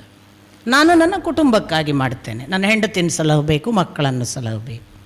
ಪ್ರಶ್ನೆ ಋಷಿಗಳದ್ದೇನಿರುತ್ತೆ ಅಂದರೆ, ಈ ರೀತಿ ನೀನು ಮಾಡುವುದರಿಂದ ನಿನಗೊಂದು ಪಾಪ ಬರುತ್ತೆ, ಆ ಪಾಪದ ಫಲವನ್ನು ಅವ್ರು ತಗೊಳ್ತಾರ, ಕೇಳಿ ಬಾ. ಇವನಿಗಿದೊಂದು ವಿಶೇಷ ಪ್ರಶ್ನೆ. ಅಷ್ಟರವರೆಗೆ ಅದು ಹೊಳೆದಿರಲಿಲ್ಲ. ಅವನ ಮನೆಗೆ ಹೋಗಿ ಕೇಳ್ತಾನೆ.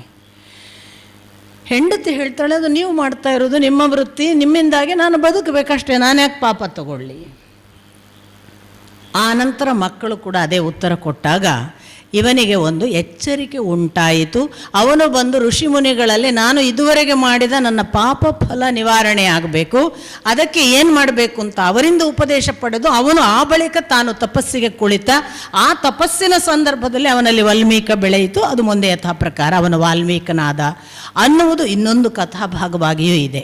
ಹಾಗಾಗಿ ಮೂಲಭೂತವಾಗಿ ಈ ತಾವು ಬೇಡ ಜನಾಂಗದವರ ಅಂತ ಬಂದ ಕಥೆಗೆ ಈ ಹಿನ್ನೆಲೆ ಕಾರಣ ಅನ್ನೋದು ಕೂಡ ನಾನು ಇಲ್ಲಿ ನಿಮಗೆ ತಿಳಿಸಲಿಕ್ಕೆ ಇಷ್ಟಪಡುವಂಥದ್ದು. ಇಂಥ ವಾಲ್ಮೀಕಿಗಳು ತುಂಬ ವಿಶೇಷ ಮನಸ್ಥಿತಿಯಲ್ಲಿದ್ದಾಗ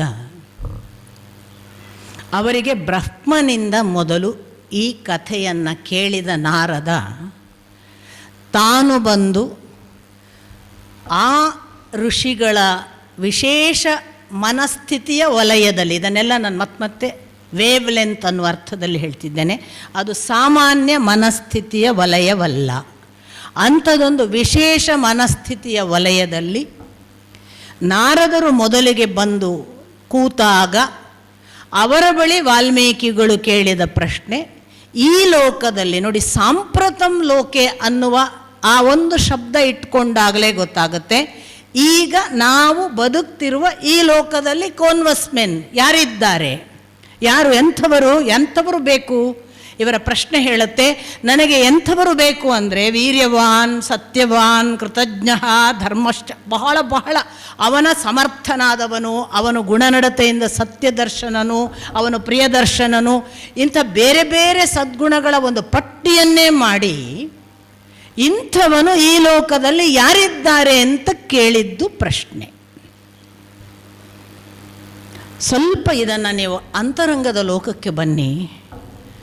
ನಿಮ್ಮ ಪಾಡಿಗೆ ನಾವು ನಮ್ಮ ಪಾಡಿಗೆ ಧ್ಯಾನಕ್ಕೆ ಕೂತಾಗ ನಮಗೆ ತೀವ್ರವಾಗಿ ನಾನೊಂದು ಭಗವತ್ ತತ್ವವನ್ನು ನೋಡುವ ಹಸಿವಿಟ್ಟುಕೊಂಡು ಭಗವಂತ ಜಗತ್ತಿನಲ್ಲಿ ಒಳಿತೇ ಕಾಣೋದಕ್ಕಾಗೋದಿಲ್ವಾ?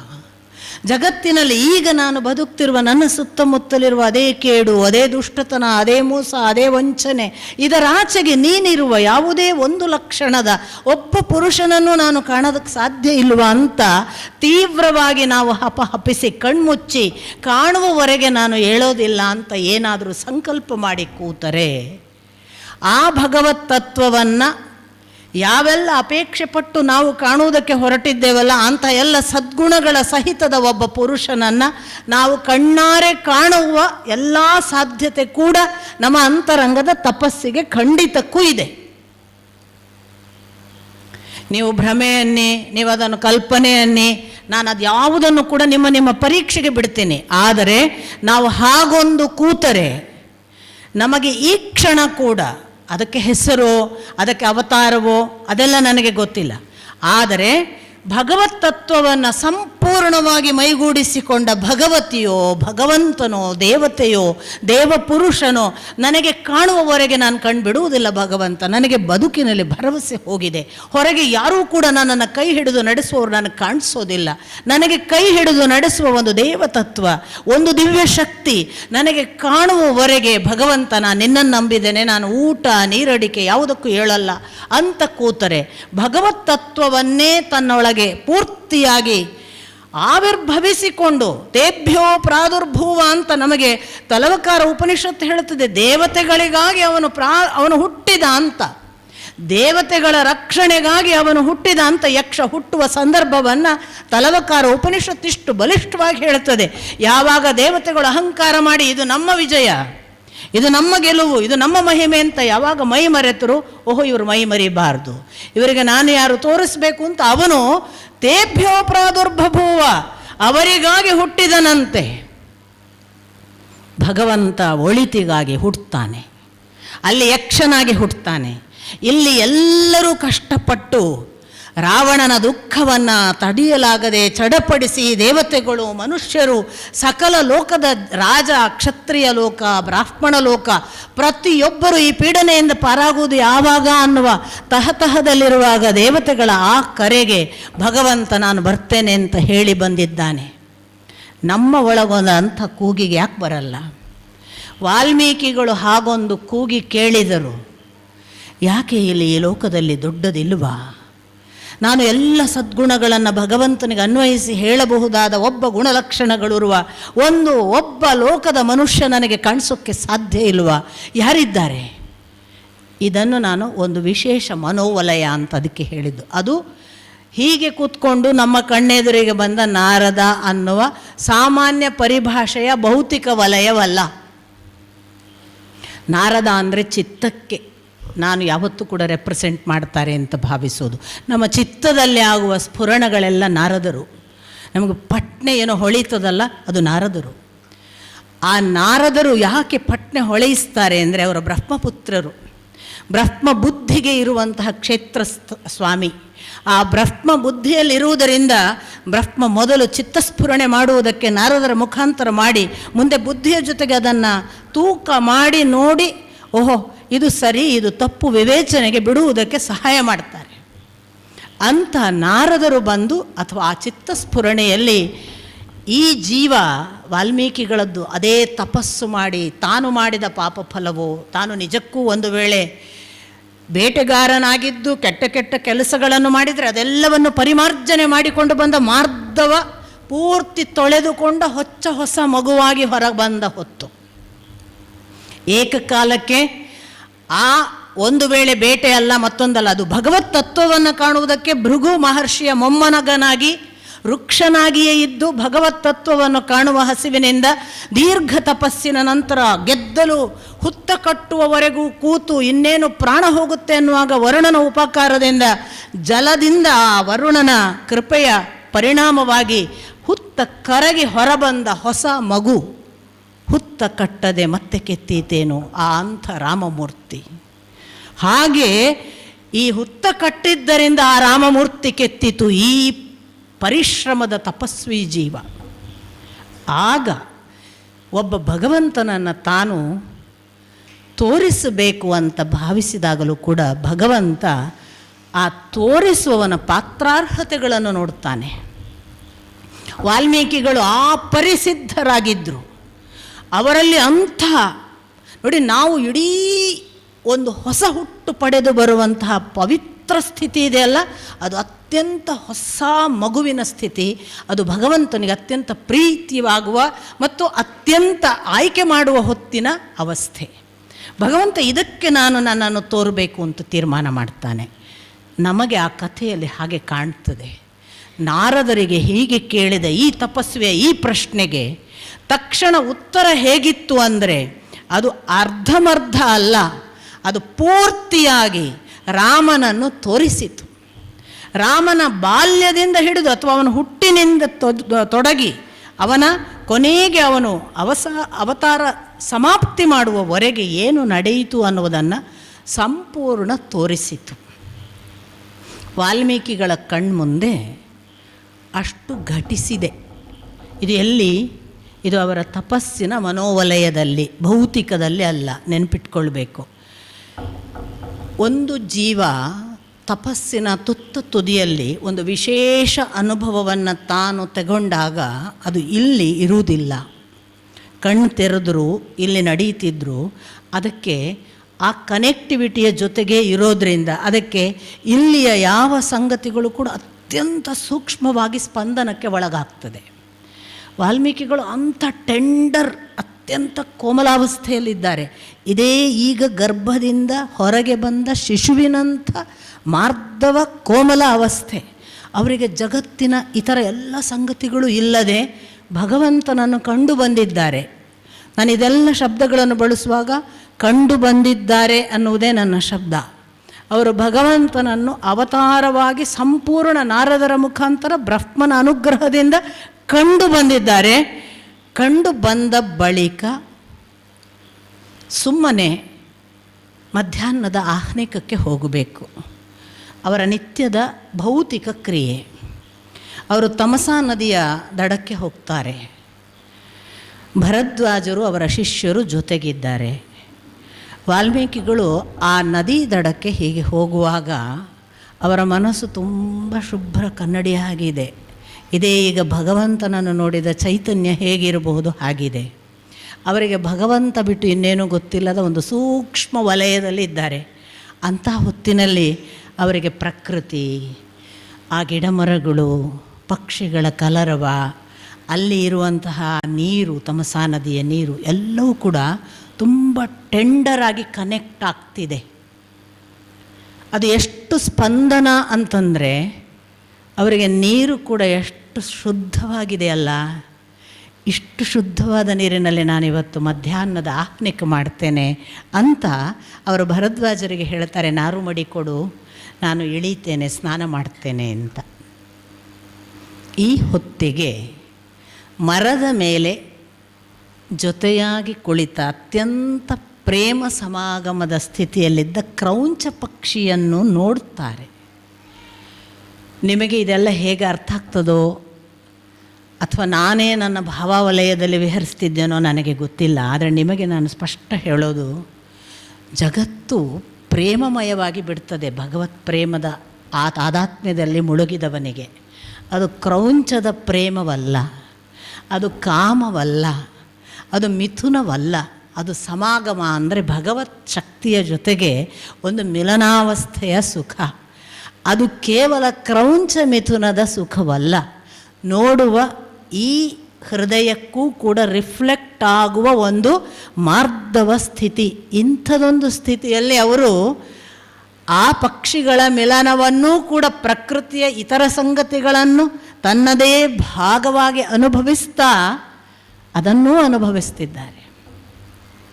ಇನ್ನೇನು ಸ್ನಾನ ಮಾಡಬೇಕು, ಆ ಪಕ್ಷಿಗಳ ಆ ಕೂಡುವಿಕೆ ಅವರಿಗೆ ಇನ್ನಿಲ್ಲದಂತಹ ಅದು ಯಾವುದೋ ಭಗವತ್ ಮಿಲನದ, ಆ ಭಗವಂತನ ಜೊತೆಗಿನ ಈ ಜೀವ ಸಮಾಗಮದ, ತನ್ನ ಒಳಗೆ ಸಂಭವಿಸ್ತಾ ಇರುವ ಯಾವುದೋ ಪ್ರೇಮದ ಆರ್ದ್ರ ಭಾವದ ಕೂಡುವಿಕೆಯ ಹಾಗೆ ತಾನು ಅಲ್ಲಿ ರಿಫ್ಲೆಕ್ಟ್. ನಿಮಗೆ ಮಾಂಡೂಕ ಉಪನಿಷತ್ತನ್ನು ನೀವು ಸ್ಪಷ್ಟವಾಗಿ ಗಮನಿಸಿದರೆ ಗೊತ್ತಾಗುತ್ತೆ, ಭಗವತ್ ತತ್ವಕ್ಕೆ ತುಂಬ ತನ್ನನ್ನು ತೆರೆದುಕೊಂಡದ್ದಕ್ಕೆ ಎದುರಿನದ್ದು ರಿಫ್ಲೆಕ್ಟ್ ಆಗೋಕ್ಕೆ ಶುರುವಾಗುತ್ತೆ.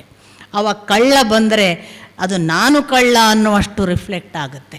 ಅಲ್ಲೊಬ್ಬ ಒಳ್ಳೆಯವ ಬಂದರೆ ನಾನು ಒಳ್ಳೆಯವ ಅನ್ನುವ ರಿಫ್ಲೆಕ್ಷನ್. ಅಂದರೆ ಯಾರು ಬಂದರೂ ನಾನೇ ಅನ್ನುವ ಭಾವ ಕೊಡುತ್ತೆ ಅಂತ ಮಾಂಡೂಕ ಉಪನಿಷತ್. ಅದಕ್ಕೆ ಅದನ್ನು ಅದ್ವೈತದ ಪರಾಕಾಷ್ಠೆ ಅಂತ. ಅಲ್ಲಿಯವರೆಗೆ ಯಾಕೆ ಅಂದರೆ ಜೀವಕ್ಕೆ ಅಂಥದೊಂದು ಸೂಪರ್ ಫೈನ್ ಭಗವಂತನ ಎಲಿಮೆಂಟ್ ಆಗುವ ಸಾಧ್ಯತೆ ಇದೆ. ಭಗವಂತನಿಗಿರುವುದೇ ಅದೇ ಗುಣ ಅಲ್ಲ, ಅವನು ನಮ್ಮೆಲ್ಲರ ಒಳಗಿದ್ದಾನೆ. ಹಾಗಾಗಿ ನಮ್ಮೆಲ್ಲರ ಒಳಗಿರಬೇಕಾದ್ರೆ ಅವನು ಯಾವ ಸೂಪರ್ ಫೈನ್ ಅಂಶ, ಆ ಸುಪ್ರೀಂ ಎನರ್ಜಿಯ ಸೂಪರ್ ಫೈನ್ ಅಂಶ ನಮ್ಮ ಎಲ್ಲದರ ಒಳಗೆ ಇರುವ ಹಾಗೆ ನಮಗೆ ನಮ್ಮ ಸೂಪರ್ ಫೈನ್ ಆದ ಒಂದು ಎಲಿಮೆಂಟ್ ರೆಡಿ ಆದರೆ ನಮಗೆ ಅನ್ಸಕ್ಕೆ ಶುರುವಾಗುತ್ತೆ ನನ್ನ ಒಳಗಿರುವುದೇ ಎಲ್ಲದರ ಒಳಗಿದೆ ಅಂತ. ಈ ತತ್ವದ ಸ್ಥಿತಿಯಲ್ಲಿ ವಾಲ್ಮೀಕಿಗಳಿದ್ದಾರೆ, ಸಾಮಾನ್ಯ ಸ್ಥಿತಿಯಲ್ಲ.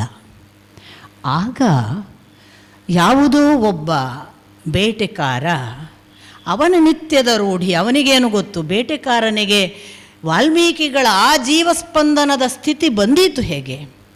ಅವನು ಸಹಜವಾಗಿ ಅವನ ಬಾಣ ಬಿಟ್ಟ. ಇದ್ದಕ್ಕಿದ್ದ ಹಾಗೆ ಆ ಕ್ರೌಂಚದಲ್ಲಿ ಗಂಡು ಹಕ್ಕಿ ಬೇಟೆಗಾರನ ಬಾಣದ ಏಟಿಗೆ ತತ್ತರಿಸಿ ಕೆಳಕ್ಕೆ ಬಿದ್ದು ಧೂಳಿನಲ್ಲಿ ಚೀರಾಡ್ತಾ ವಿಲವಿಲ ಒದ್ದಾಡುವ ಸಂಕಟವನ್ನು ಹೆಣ್ಣು ಪಕ್ಷಿ ಆರ್ತನಾದ ಮಾಡಿ ಏನೇನು ಆಗ್ತಿದೆ ಅಲ್ಲೋಲ ಕಲ್ಲೋಲ, ಇದೀಗ ಕೂಡಲಿಕ್ಕೆ ಹೊರಟದ್ದು ಅಗಲಿತಲ್ಲ. ಭಗವತ್ ತತ್ವವನ್ನು ಸೇರುವುದಕ್ಕೆ ಹೊರಟ ಜೀವತತ್ವಕ್ಕೆ ಯಾವ ಒದ್ದಾಟ ಆಗಬಹುದು ಅದು ಇಲ್ಲಿ ಆಯಿತು.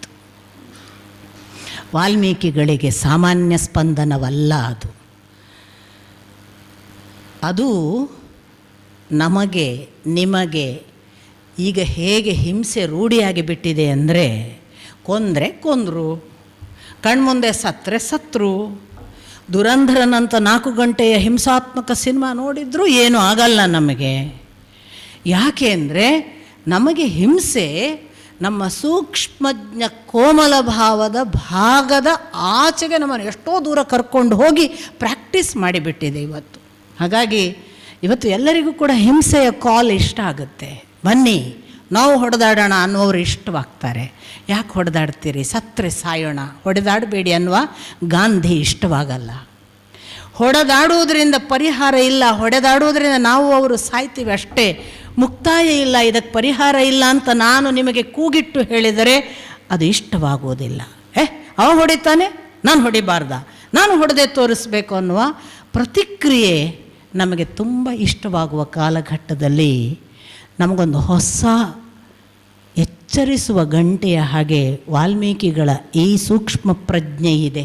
ಯಾವುದೋ ಹಕ್ಕಿ, ಯಾರೋ ಬೇಟೆಕಾರ, ಯಾವುದೋ ಹೆಣ್ಣು ಹಕ್ಕಿ ಗಂಡು ಹಕ್ಕಿ ತನ್ನ ಜೊತೆಯ ಇದ್ದದ್ದನ್ನು ಕಳಕೊಂಡದ್ದಕ್ಕೆ ವಿಲವಿಲ ಒದ್ದಾಡಿದರೆ, ಮಾನಿಷಾದ ಪ್ರತಿಷ್ಠಾಂ ತ್ವಮಗಮ ಶಾಶ್ವತಿ ಸಮಾಹ, ಅಂತ ಶಾಪ ಕೊಡುವವರೆಗೆ ಒಳಗಿನ ಜೀವಕ್ಕೆ ಚಡಪಡಿಕೆ ಆಗ್ತದೆ. ಅಂದರೆ ಋಷಿಗಳಿಗೆ ಜೀವಭಾವವು ಭಗವತ್ ತತ್ವವನ್ನು ಭೆಟ್ಟಿಯಾಗಿ ಅದರೊಳಗೆ ಸಮಾಗಮಗೊಂಡ ಸ್ಥಿತಿಯಲ್ಲಿದ್ದಾಗ ಎದುರಿನ ಯಾವ ಜೀವವು ಚಡಪಡಿಸಿದರೆ ಇದು ಇಲ್ಲಿ ಒದ್ದಾಡುತ್ತೆ. ಅಂಥ ಒದ್ದಾಟವನ್ನು ವಾಲ್ಮೀಕಿಗಳು ಅನುಭವಿಸಿಬಿಟ್ಟಾಯಿತು. ಸತ್ತದ್ದು ಹಕ್ಕಿ ಅಲ್ಲ ಅವರಿಗೆ, ಅವರ ಜೀವದ ಒಂದು ಭಾಗ. ಯಾಕೆ? ಭಗವತ್ ತತ್ವ ಅಷ್ಟು ಜಾಗೃತವಾಗಿದೆ. ನನ್ನೊಳಗಿರುವುದೇ ಅಲ್ಲಿ ಇದೆ, ಅದು ಸಾಯ್ತಿದೆ ಅಂದರೆ ನಾನು ಸಾಯ್ತಿದ್ದೇನೆ. ಇಂಥ ಸ್ಥಿತಿಯಲ್ಲಿ ವಾಲ್ಮೀಕಿಗಳು ಹೇಳಿದ್ದು ಸಣ್ಣ ಒಂದು ಸಂದೇಶ ಅಲ್ಲ. ಪ್ರತಿ ಜೀವ ಸಾಯುವುದು ಎಂದರೆ ಭಗವತ್ ತತ್ವವನ್ನು ಕೊಲ್ಲುವುದು. ಪ್ರತಿ ಜೀವ ನಮ್ಮ ಮುಂದೆ ಒದ್ದಾಡುವುದು ಅಂದರೆ ನಮ್ಮ ಒಳಗಿನ ಭಗವತ್ ತತ್ವವನ್ನು ನಾವು ಕೊಲ್ಲುತ್ತಿದ್ದೇವೆ ಅಂತ ಅರ್ಥ. ನಮ್ಮ ಒಳಗಿನ ಭಗವತ್ ತತ್ವವನ್ನು ಕೊಲ್ಲೋದಕ್ಕೆ ಸಿದ್ಧನಾದವ ಮಾತ್ರ ಹಿಂಸೆಯನ್ನು ಪ್ರಚೋದಿಸ್ತಾನೆ. ನನ್ನ ಒಳಗಿನ ಭಗವತ್ ತತ್ವವನ್ನು ನಾನೆಂದೂ ಪೂಜಿಸ್ತೇನೆ, ಅವ ನನ್ನನ್ನು ಕೊಲ್ಲುವುದಕ್ಕೆ ಬಂದರೂ ಕೂಡ ನಾನು ಶರಣಾಗ್ತೇನೆ ಅನ್ನುವ ಎಂದೂ ಕೂಡ ಆಯುಧ ಎತ್ತೋದಿಲ್ಲ. ಅವನ ಅಹಿಂಸೆಗೆ ಕಣ್ಮುಚ್ಚಿ ಕೂತು, ಕಣ್ ತೆರೆದು ಕೂತು, ಎದುರಿಗೆ ಬಂದ ದೊಡ್ಡ ಸೇನೆ ಬಂದರೂ ಕೊಲ್ಲಲಿ ಅಂತ ಕೂತ್ಕೊಳ್ತಾನೆ. ಅಂಥ ಒಂದು ಅಹಿಂಸೆಯ ಪರಾಕಾಷ್ಠೆ ಯಾಕೆ ಜೀವನದ ಅತ್ಯಂತ ಭದ್ರ ಬುನಾದಿಯಾಗಿ ಗಟ್ಟಿಯಾಗಿ ಬುದ್ಧನಿಗೆ, ಗಾಂಧಿಗೆ ಕಾರಣವಾಯಿತು ಅಂದರೆ ಅವರ ಜೀವದಲ್ಲಿ ಅಂಥದ್ದೊಂದು ಪರಮತತ್ವದ ಜೊತೆಗಿನ ಸೂಪರ್ ಫೈನ್ ಎಲಿಮೆಂಟಿನ ಜೊತೆಗಿನ ಮೀಟಿಂಗ್ ಪಾಯಿಂಟ್ ಸಾಧ್ಯ ಆಗಿದೆ ಅಂತ ನಾವು ಭಾವಿಸಬೇಕು. ಸಣ್ಣ ವಿಷಯ ಅಲ್ಲ, ಅದು ಎಲ್ಲರಿಗೂ ಒದಗುವಂಥದ್ದಲ್ಲ. ಆದ್ದರಿಂದ ವಾಲ್ಮೀಕಿಗಳು ಶಪಿಸಿದರು. ಯಾಕೆ ನೋಡಿ, ನಮಗೆ ಮೊದಲನೆಯ ವಾಕ್ಯ ಹೇಳುತ್ತೆ, ನಿನಗೆಂದೂ ಕೂಡ ಒಂದು ಜಾಗದಲ್ಲಿ ನಿಲ್ಲದಂತೆ ಆಗಲಿ, ಶಾಶ್ವತವಾಗಿ ಬೇಡನೆ ಅಂತ ಶಪಿಸಿದ್ರು ಅವರು. ಇದಕ್ಕೆ ಬೇರೆ ಬೇರೆ ಆಧ್ಯಾತ್ಮಿಕ ಅರ್ಥ, ಅದರ ಒಳ ಅರ್ಥಗಳು, ಅದರಲ್ಲಿ ಬೇರೆ ಲಕ್ಷ್ಮಿಯನ್ನು, ರಾಮನನ್ನು ಉದ್ದೇಶಿಸಿ ಅದೆಲ್ಲ ನಾನು ಆ ಭಾಗವನ್ನು ಹೇಳಲ್ಲ. ನಾನು ಜೀವಸ್ಪಂದನದ ಭಾಗವಾಗಿ ಇಷ್ಟನ್ನು. ಆ ಬಳಿಕ ನಮಗೆ ಅದರ ಉತ್ತರ ಭಾಗ ಆ ಶ್ಲೋಕದ್ದು, ಯತ್ ಕ್ರೌಂಚ ಮಿಥುನಾದ್ ಏಕಂ ಅವಧೀಹಿ. ಯಾವುದದು? ಕಾಮಮೋಹಿತಂ. ತಾವು ತಮ್ಮ ಕಾಮದಲ್ಲಿ ಮೋಹಿತವಾದ ಎರಡು ಜೋಡಿ ಪಕ್ಷಿಗಳಲ್ಲಿ, ಕ್ರೌಂಚ ಮಿಥುನಾತ್, ಆ ಎರಡು ಪಕ್ಷಿಗಳಲ್ಲಿ ಏಕಂ ಅವಧೀಹಿ, ಒಂದನ್ನು ಕೊಂದಿದ್ದೀಯ. ಆದ್ದರಿಂದ ಓ ಬೇಡನೆ, ನೀನು ನೆಲದಲ್ಲಿ ಶಾಶ್ವತವಾಗಿ ಎಲ್ಲಿಯೂ ನಿಲ್ಲದಿರುವಂತೆ ಆಗಲಿ ಅಂತ ಶಪಿಸಿಬಿಟ್ಟರಂತೆ. ಮನುಷ್ಯ ಸೂಕ್ಷ್ಮಜ್ಞತೆ ಇಷ್ಟು ಜಾಗೃತವಾದರೆ, ಮಗು ತಪ್ಪು ಮಾಡಿದರು, ನಮ್ಮ ಹೆತ್ತ ಮಗು ತಪ್ಪು ಮಾಡಿದರು, ಕ್ಷಮಿಸುವುದಕ್ಕೆ ಮನಸ್ಸು ಬರುವುದಿಲ್ಲ. ಅದು ಹೊರಗಿನವರಾಗಬೇಕಾಗಿಲ್ಲ, ಅದು ಕೇವಲ ನಮಗೆ ಸಂಬಂಧಪಟ್ಟ ನಮ್ಮ ಬಂಧುವೇ ಆಗಬೇಕಾಗಿಲ್ಲ. ಯಾವುದೋ ಪಕ್ಷಿ, ಯಾವುದೋ ಪ್ರಾಣಿ, ಯಾವುದಕ್ಕೂ ನೋವಾದರೂ ಆ ಜೀವ ಖಂಡಿತಕ್ಕೂ ತಡೆದುಕೊಳ್ಳುವುದಿಲ್ಲ. ಇಂಥದ್ದೊಂದು ಅತ್ಯಂತ ಸೂಕ್ಷ್ಮಜ್ಞ ವಲಯದಲ್ಲಿ ಯಾಕೆ ವಾಲ್ಮೀಕಿಗಳು ಇದ್ದರು ಅಂದರೆ, ಅವರಾಗಲೇ ರಾಮಲೋಕದಲ್ಲಿದ್ದರು. ರಾಮನ ಒಟ್ಟಿಗೆ ಅವರಿಗೆ ಒಂದು ಭಾವಸ್ಪಂದನವಾದ ನಾರದರ ಇಡೀ ದರ್ಶನವಾಗಿತ್ತು. ನೋಡಿ, ನಾರದರ ಮೂಲಕ ರಾಮನ ಕಥೆ ಕೇಳುವುದಲ್ಲ, ಅದು ಕಥೆ ದರ್ಶನವಾಗುವುದು, ಕಾಣುವುದು. ನನ್ನ ಗುರುಗಳು ಒಂದು ಮಾತು ಹೇಳ್ತಿದ್ರು, ಮಗಳೇ, ಒಬ್ಬ ಬರೆಯುತ್ತಾ ಕವಿಯಾಗುತ್ತಾನೆ, ಬರೆಯುತ್ತಾ ಕವಿಯಾಗುವುದು ದೊಡ್ಡದಲ್ಲ. ಆದರೆ ಒಬ್ಬ ಮೊದಲು ಕಂಡು ಬರೆಯುತ್ತಾನೆ, ಅವನು ಋಷಿಯಾಗುತ್ತಾನೆ. ನೋಡಿ, ಈಗ ನಿಮಗೆ ಲಿಂಕ್ ಸಿಗುತ್ತೆ. ಬರೆಯುತ್ತಾ ಕವಿಗಳಾಗುವುದು ನಾವು. ಪುಟುಗೋಸಿ ಕವಿತೆ ಬರೆದು ಪತ್ರಿಕೆಯಲ್ಲಿ ಹಾಕಿ ಹೆಸರು ಬಂತು ಅಂತ ಒದ್ದಾಡಿ, ಆ ಹೆಸರನ್ನು ಫೇಸ್ಬುಕ್ಕಲ್ಲೋ ಇನ್ಯಾವುದೋ ಸೋಷಲ್ ಮೀಡಿಯಾಗಳೆಲ್ಲ ಬಂದು ಲೈಕ್ ಆದದನ್ನು ನೋಡಿ 4 ದಿನದಲ್ಲಿ ಎಲ್ಲವಾಗುವ ಶವಗಳು. ಆದರೆ ನಮಗೆ ಕಂಡದ್ದಲ್ಲಿ ನಾವು ಬರೆದು ಬಿಟ್ಟದಷ್ಟದ್ದು. ಅದೊಂದಿಷ್ಟು ಬರೆದ್ವಿ, ಬರೆದೋದು ಚೆನ್ನಾಗಿದೆ ಅಂತ ಮೊದಲು ನಮಗನ್ನಿಸ್ತು. I am the first reader ಅಲ್ವಾ, ನಾನೇ ಮೊದಲನೆಯ ಓದುಗ. ಓದಿದ ತಕ್ಷಣ ಇದು ಚೆನ್ನಾಗಿದೆ ಅಂತ ಇನ್ನೊಬ್ಬರಿಗೆ ಕೇಳಿದ್ವಿ, ಚೆನ್ನಾಗಿದೆ ಅಂದರು, ಹಾಕೇ ಬಿಟ್ವೆಪ್ಪ ಪಬ್ಲಿಕ್ಕಿಗೆ. ಇದು ಹಾಗಲ್ಲ. ನಾನು ಮೊದಲು ಕಂಡು ಆ ಕಂಡ ದರ್ಶನವನ್ನು ಅಕ್ಷರ ಮುಖೇನ ಇಳಿಸುವುದು. ನಿಮಗೆ ಇನ್ನೂ ಒಂದು ಮಾತು ಹೇಳ್ತೇನೆ, ಇದರಲ್ಲಿ ಇಷ್ಟು ನಾನು ಹೇಳುವಾಗ ನನ್ನ ಒಳಗೆ 100% ಆದ ಒಂದು ಅನುಭವದ ಮತ್ತು ನನ್ನ ಗುರುಮುಖೇನ ಹೇಳಿದ ವಾಕ್ಯಗಳ ಆಧಾರ ಇದೆ. ಹೀಗೆ ಬರೆಯುವವರಿಗೆ, ಅಂದರೆ ಮೊದಲು ಕಂಡು ಬರೆಯುವವರಿಗೆ ವಾಕ್ಯ ಕೂಡ ಬರೆದು ಸಿದ್ಧವಾಗಿರ್ತದೆ. ಅವರು ಪೆನ್ ಹಿಡಿದ್ಮೇಲೆ ಬರೆಯೋದಲ್ಲ, ನೆನ್ಪಿಟ್ಕೊಳ್ಳಿ. ಇಡೀ ಕಾವ್ಯ ನಿರ್ಮಾಣ ಕಾಣಿಕೆಯಲ್ಲಿ, ದರ್ಶನದಲ್ಲಿ ಸಿದ್ಧವಾಗಿರ್ತದೆ. ಅಂಥ ಮನೋವಲಯದಲ್ಲಿ ಒಂದೆರಡು ಕಥೆಗಳನ್ನು ನಾನು ಬರೆದದ್ದರಿಂದ ನಾನು ನಿಮಗೆ ಹೇಳೋದು. ಅಂಥ ಮನೋವಲಯಕ್ಕೆ ಕಾರಣರಾದವರು ನನ್ನ ಗುರುಗಳು. ಅವರ ಸಾನ್ನಿಧ್ಯದಲ್ಲಿ ಇದ್ದಾಗ ನನಗೆ ಸಂಭವಿಸಿದ 2 ಘಟನೆಗಳನ್ನು ನನಗೆ ಗೊತ್ತು. ನಾನು ಒಂದು ವಾಕ್ಯ ಕೂಡ ಆಮೇಲೆ ಬರೀಲಿಲ್ಲ. ನಾನು ಕೂತಾಗ ಕಣ್ಮುಚ್ಚಿದಾಗ ಇಡೀ ಪುಟದಲ್ಲಿ ಅಷ್ಟು ಅಕ್ಷರ ಸಹಿತ ಘಟನೆಗಳು ಬಂದು ಕಥೆ ನಿರ್ಮಾಣ ಆಗಿತ್ತು. ಒಂದು ವಾಕ್ಯವೂ ಕೂಡ ಆಮೇಲೆ ಬರಲಿಲ್ಲ ನಾನು. ಆನಂತರ ಮನೋವಲಯಕ್ಕೆ ಹೋಗಿಲ್ಲ, ಅದಾಗಿಲ್ಲ, ಅದು ಬೇರೆ ವಿಷಯ. ಆದರೆ ನನ್ನ ಗುರುಗಳು ಈ ಮಾತನ್ನು ಹೇಳ್ತಿದ್ರು, ಮಗಳೇ, ನಾನು ಬರೆಯಬೇಕು ಅನ್ನಿಸಿದಾಗ ಕೋಣೆಯ ಒಳಗೆ ಕುಳಿತು ಬಿಡುತ್ತೇನೆ. ಊಟ ಆಹಾರಕ್ಕಾಗಲಿ ಮನುಷ್ಯ ಸಂಪರ್ಕಕ್ಕಾಗಲಿ ನಾನಾಗ ಎಂದೂ ಹೊರಗೆ ಬರುತ್ತಿರಲಿಲ್ಲ. 3 ತಿಂಗಳು 4 ತಿಂಗಳು ಕೋಣೆಯ ಒಳಗೆ ಅವರು. ನನ್ನ ಮನೆಯವರು ನನಗೆ ಅವಶ್ಯವಿದ್ದರೆ ತಿನ್ನಲಿ ಎಂದು ಬಾಗಿಲಲ್ಲಿ ಊಟ ಇಡುತ್ತಿದ್ದರು. ನನಗೆ ಬೇಕಿದ್ದರೆ ನಾನು ಬಾಗಿಲು ತೆರೆದು ಹೊರಗಿಟ್ಟ ಊಟದ ತಟ್ಟೆಯ ಊಟವನ್ನು ಉಂಡು ಕೈ ತೊಳೆಯುತ್ತಿದ್ದೆ, ಮತ್ತೆ ಬಾಗಿಲು ಮುಚ್ಚಿಕೊಳ್ಳುತ್ತಿದ್ದೆ. ಒಬ್ಬ ಋಷಿಯಾಗದೆ ದೊಡ್ಡದನ್ನು ಬರೆಯಲಾರ. ನೀವೊಮ್ಮೆ ಸತ್ಯಕಾಮರ ಸಾಹಿತ್ಯ ಓದಿದರೆ ಅವರ ಮಾತುಗಳಿಗೆ ಅವರ ಕೃತಿ ಎಷ್ಟು ಹತ್ತಿರದ್ದು ಅಂತ ಗೊತ್ತಾಗುತ್ತೆ. ಯಾಕಿದನ್ನೆಲ್ಲ ಹೇಳ್ತಿದ್ದೇನೆ ಅಂದರೆ, ವಾಲ್ಮೀಕಿಗಳ ಕಾವ್ಯವನ್ನು ಒಬ್ಬ ಕವಿ ಬರೆದದ್ದು, ಅದೊಬ್ಬ ಕಾವ್ಯನಾಯಕ ರಾಮ. ಆ ಕಾವ್ಯನಾಯಕನಿಗೆ ಏನೋ ಒಂದು ಬರೆಯುವಾಗ ಹುಟ್ಟಿದ ಕಾವ್ಯನಾಯಕನನ್ನೇ ನೀವು ಅವತಾರ ಅಂತ ಮಾಡಿ ದೊಡ್ಡ ಪುರುಷ ಮಾಡ್ತೀರಿ ಅನ್ನುವವರು ಒಂದು ದಿನ ಋಷಿಯಾಗುವ ಪ್ರಯತ್ನ ಮಾಡಿಲ್ಲ. ಒಂದೇ ಒಂದು ದಿನ ಋಷಿತ್ವದ ಪ್ರಯತ್ನದ ಫಲಕ್ಕೆ ಪಡಬಹುದಾದ ಪರಿಶ್ರಮ ಪಟ್ಟಿಲ್ಲ. ಆ ಮೂಲಕ ಅವರು ಎಷ್ಟು ತಪಸ್ಸಿನ ಭಾಗವಾಗಿ ಏನೇನು ಅನುಭವಿಸಿದ್ದಾರೆ, ಯಾವುದನ್ನು ಅನುಭವಿಸಿಲ್ಲ. ಸರಳ ಮಾತುಗಳು, ಪತ್ರಿಕಾ ವರದಿಗಳಷ್ಟೇ. ಅದು ಹಾಗಲ್ಲ. ಅಂಥದೊಂದು ವಾಲ್ಮೀಕಿಗಳ ವಲಯದಲ್ಲಿ ಆ ರೀತಿ ನೋಡಿ, ಒಂದು ಜೀವಕ್ಕೆ ಭಗವತ್ ತತ್ವದ ಸಮಾಗಮ ಬಂದಾಗ ಕ್ರೌಂಚ ಪಕ್ಷಿಯ ಒಂದು ಮಿಥುನದ ಒಂದು ಹಕ್ಕಿ ಸಾಯುವ ವಿಲವಿಲ ಒದ್ದಾಟಕ್ಕೆ ಇಡೀ ಬೇಟೆಗಾರ ವಂಶಕ್ಕೆ ಒಂದು ಶಾಪ ಕೊಟ್ಟ ಹಾಗೆ ಆಡಿಬಿಟ್ರಲ್ಲ. ಮಾರ್ಧವತೆ ಎಷ್ಟು ಸೂಕ್ಷ್ಮ ಇರ್ತದೆ ಅಂದರೆ, ಆ ಹೊತ್ತಿಗೆ ನಾನು ಶಪಿಸಬಾರದಿತ್ತಲ್ಲ ಅಂತ ಮತ್ತೆ ವಿಲವಿಲ ಒದ್ದಾಡಿತಂತೆ ವಾಲ್ಮೀಕಿಗಳ ಮನಸ್ಸು. ಯಾಕೆ ಹೇಳಿ?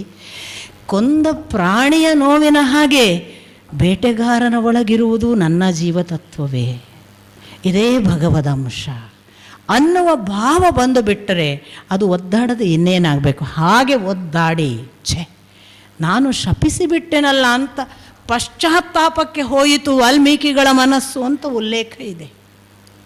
ಹಾಗಾಗಿ ದೊಡ್ಡವರ ದೊಡ್ಡ ಮನಸ್ಸಿನ ದೊಡ್ಡ ಸ್ಥಿತಿಗಳ ಆ ಮಹಾ ಅವತಾರ ರೀತಿಯ ಆ ಕಾಣಿಕೆಗಳನ್ನು ಸಣ್ಣ ಅತ್ಯಲ್ಪ ಮನುಷ್ಯನ ಕ್ಷೀಣ ಸ್ಥಿತಿಯ ಕ್ಷುಲ್ಲಕ ಕ್ಷುದ್ರ ವಸ್ತುಗಳನ್ನಾಗಿ ದಯವಿಟ್ಟು ಮಾಡಬೇಡಿ ಅಂತ ನನ್ನ ಆರ್ತ ಪ್ರಾರ್ಥನೆ. ಅದು ದೊಡ್ಡ ಸ್ಥಿತಿ ನೋಡಿ. ಅಂಥ ಶಪಿಸಿದ ಮನಸ್ಸು ಅಷ್ಟು ಪಶ್ಚಾತ್ತಾಪ ಪಡುವಾಗ ಮತ್ತೆ ಯಾರು ಬರಬೇಕು? ನೀನು ಮಾಡಿದ್ದು ತಪ್ಪಲ್ಲ, ಸರಿ ಹೇಳಲಿಕ್ಕೆ ಯಾರು ಬರಬೇಕು ಅಂದರೆ, ಅವರಿಗೆ ಅಂಥ ಬಹಳ ವಿಲವಿಲ ಒದ್ದಾಡುವ ಪಶ್ಚಾತ್ತಾಪದ ಸ್ಥಿತಿಯಲ್ಲಿ ಮತ್ತೆ ಬ್ರಹ್ಮ ಕಾಣಿಸಿದ ಅಂತ ಹೇಳುತ್ತೆ. ಬ್ರಹ್ಮ ಕಾಣುವುದು ಅಂದರೆ ಮತ್ತೆ ನಾವು ಹೇಳುವ ಸಾಮಾನ್ಯ ವಲಯದ ಬುದ್ಧಿಯ ಆಚೆಗಿನ ಭಗವತ್ ತತ್ವಕ್ಕೆ ಹತ್ತಿರದ ಭಗವಂತ. ಸುಪ್ರೀಂ ಎನರ್ಜಿಗೂ ಬ್ರಹ್ಮ ಅಂತ ಹೆಸರು, ಸೃಷ್ಟಿಕರ್ತನಿಗೂ ಬ್ರಹ್ಮ ಅಂತ ಹೆಸರು, ಹುಟ್ಟಿಸುವವ. ಇವ ಬುದ್ಧಿಯಲ್ಲಿ ಕುಳಿತು ಬುದ್ಧಿಯನ್ನು ಹುಟ್ಟಿಸುವ ಬ್ರಹ್ಮ ಇರಬಹುದು, ಅಥವಾ ಕ್ಷೇತ್ರಜ್ಞ ಬ್ರಹ್ಮನೇ ಇರಬಹುದು. ಕ್ಷೇತ್ರಜ್ಞ ಅಂದಾಗ ನೇರವಾಗಿ ಭಗವತ್ ತತ್ವವೇ.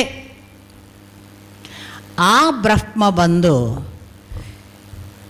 ನೀನು ಶಪಿಸಿದ ಶ್ಲೋಕದ ಮಾದರಿ ಏನಿದೆ ಅದರಲ್ಲಿ ಅದು ಒಂದು ಛಂದಸ್ಸಿನ ಮಾದರಿ ಎಲ್ಲ ಇದೆ. ನಾನು ಆ ವಿಷಯಗಳನ್ನೆಲ್ಲ ಹೇಳೋದಿಲ್ಲ.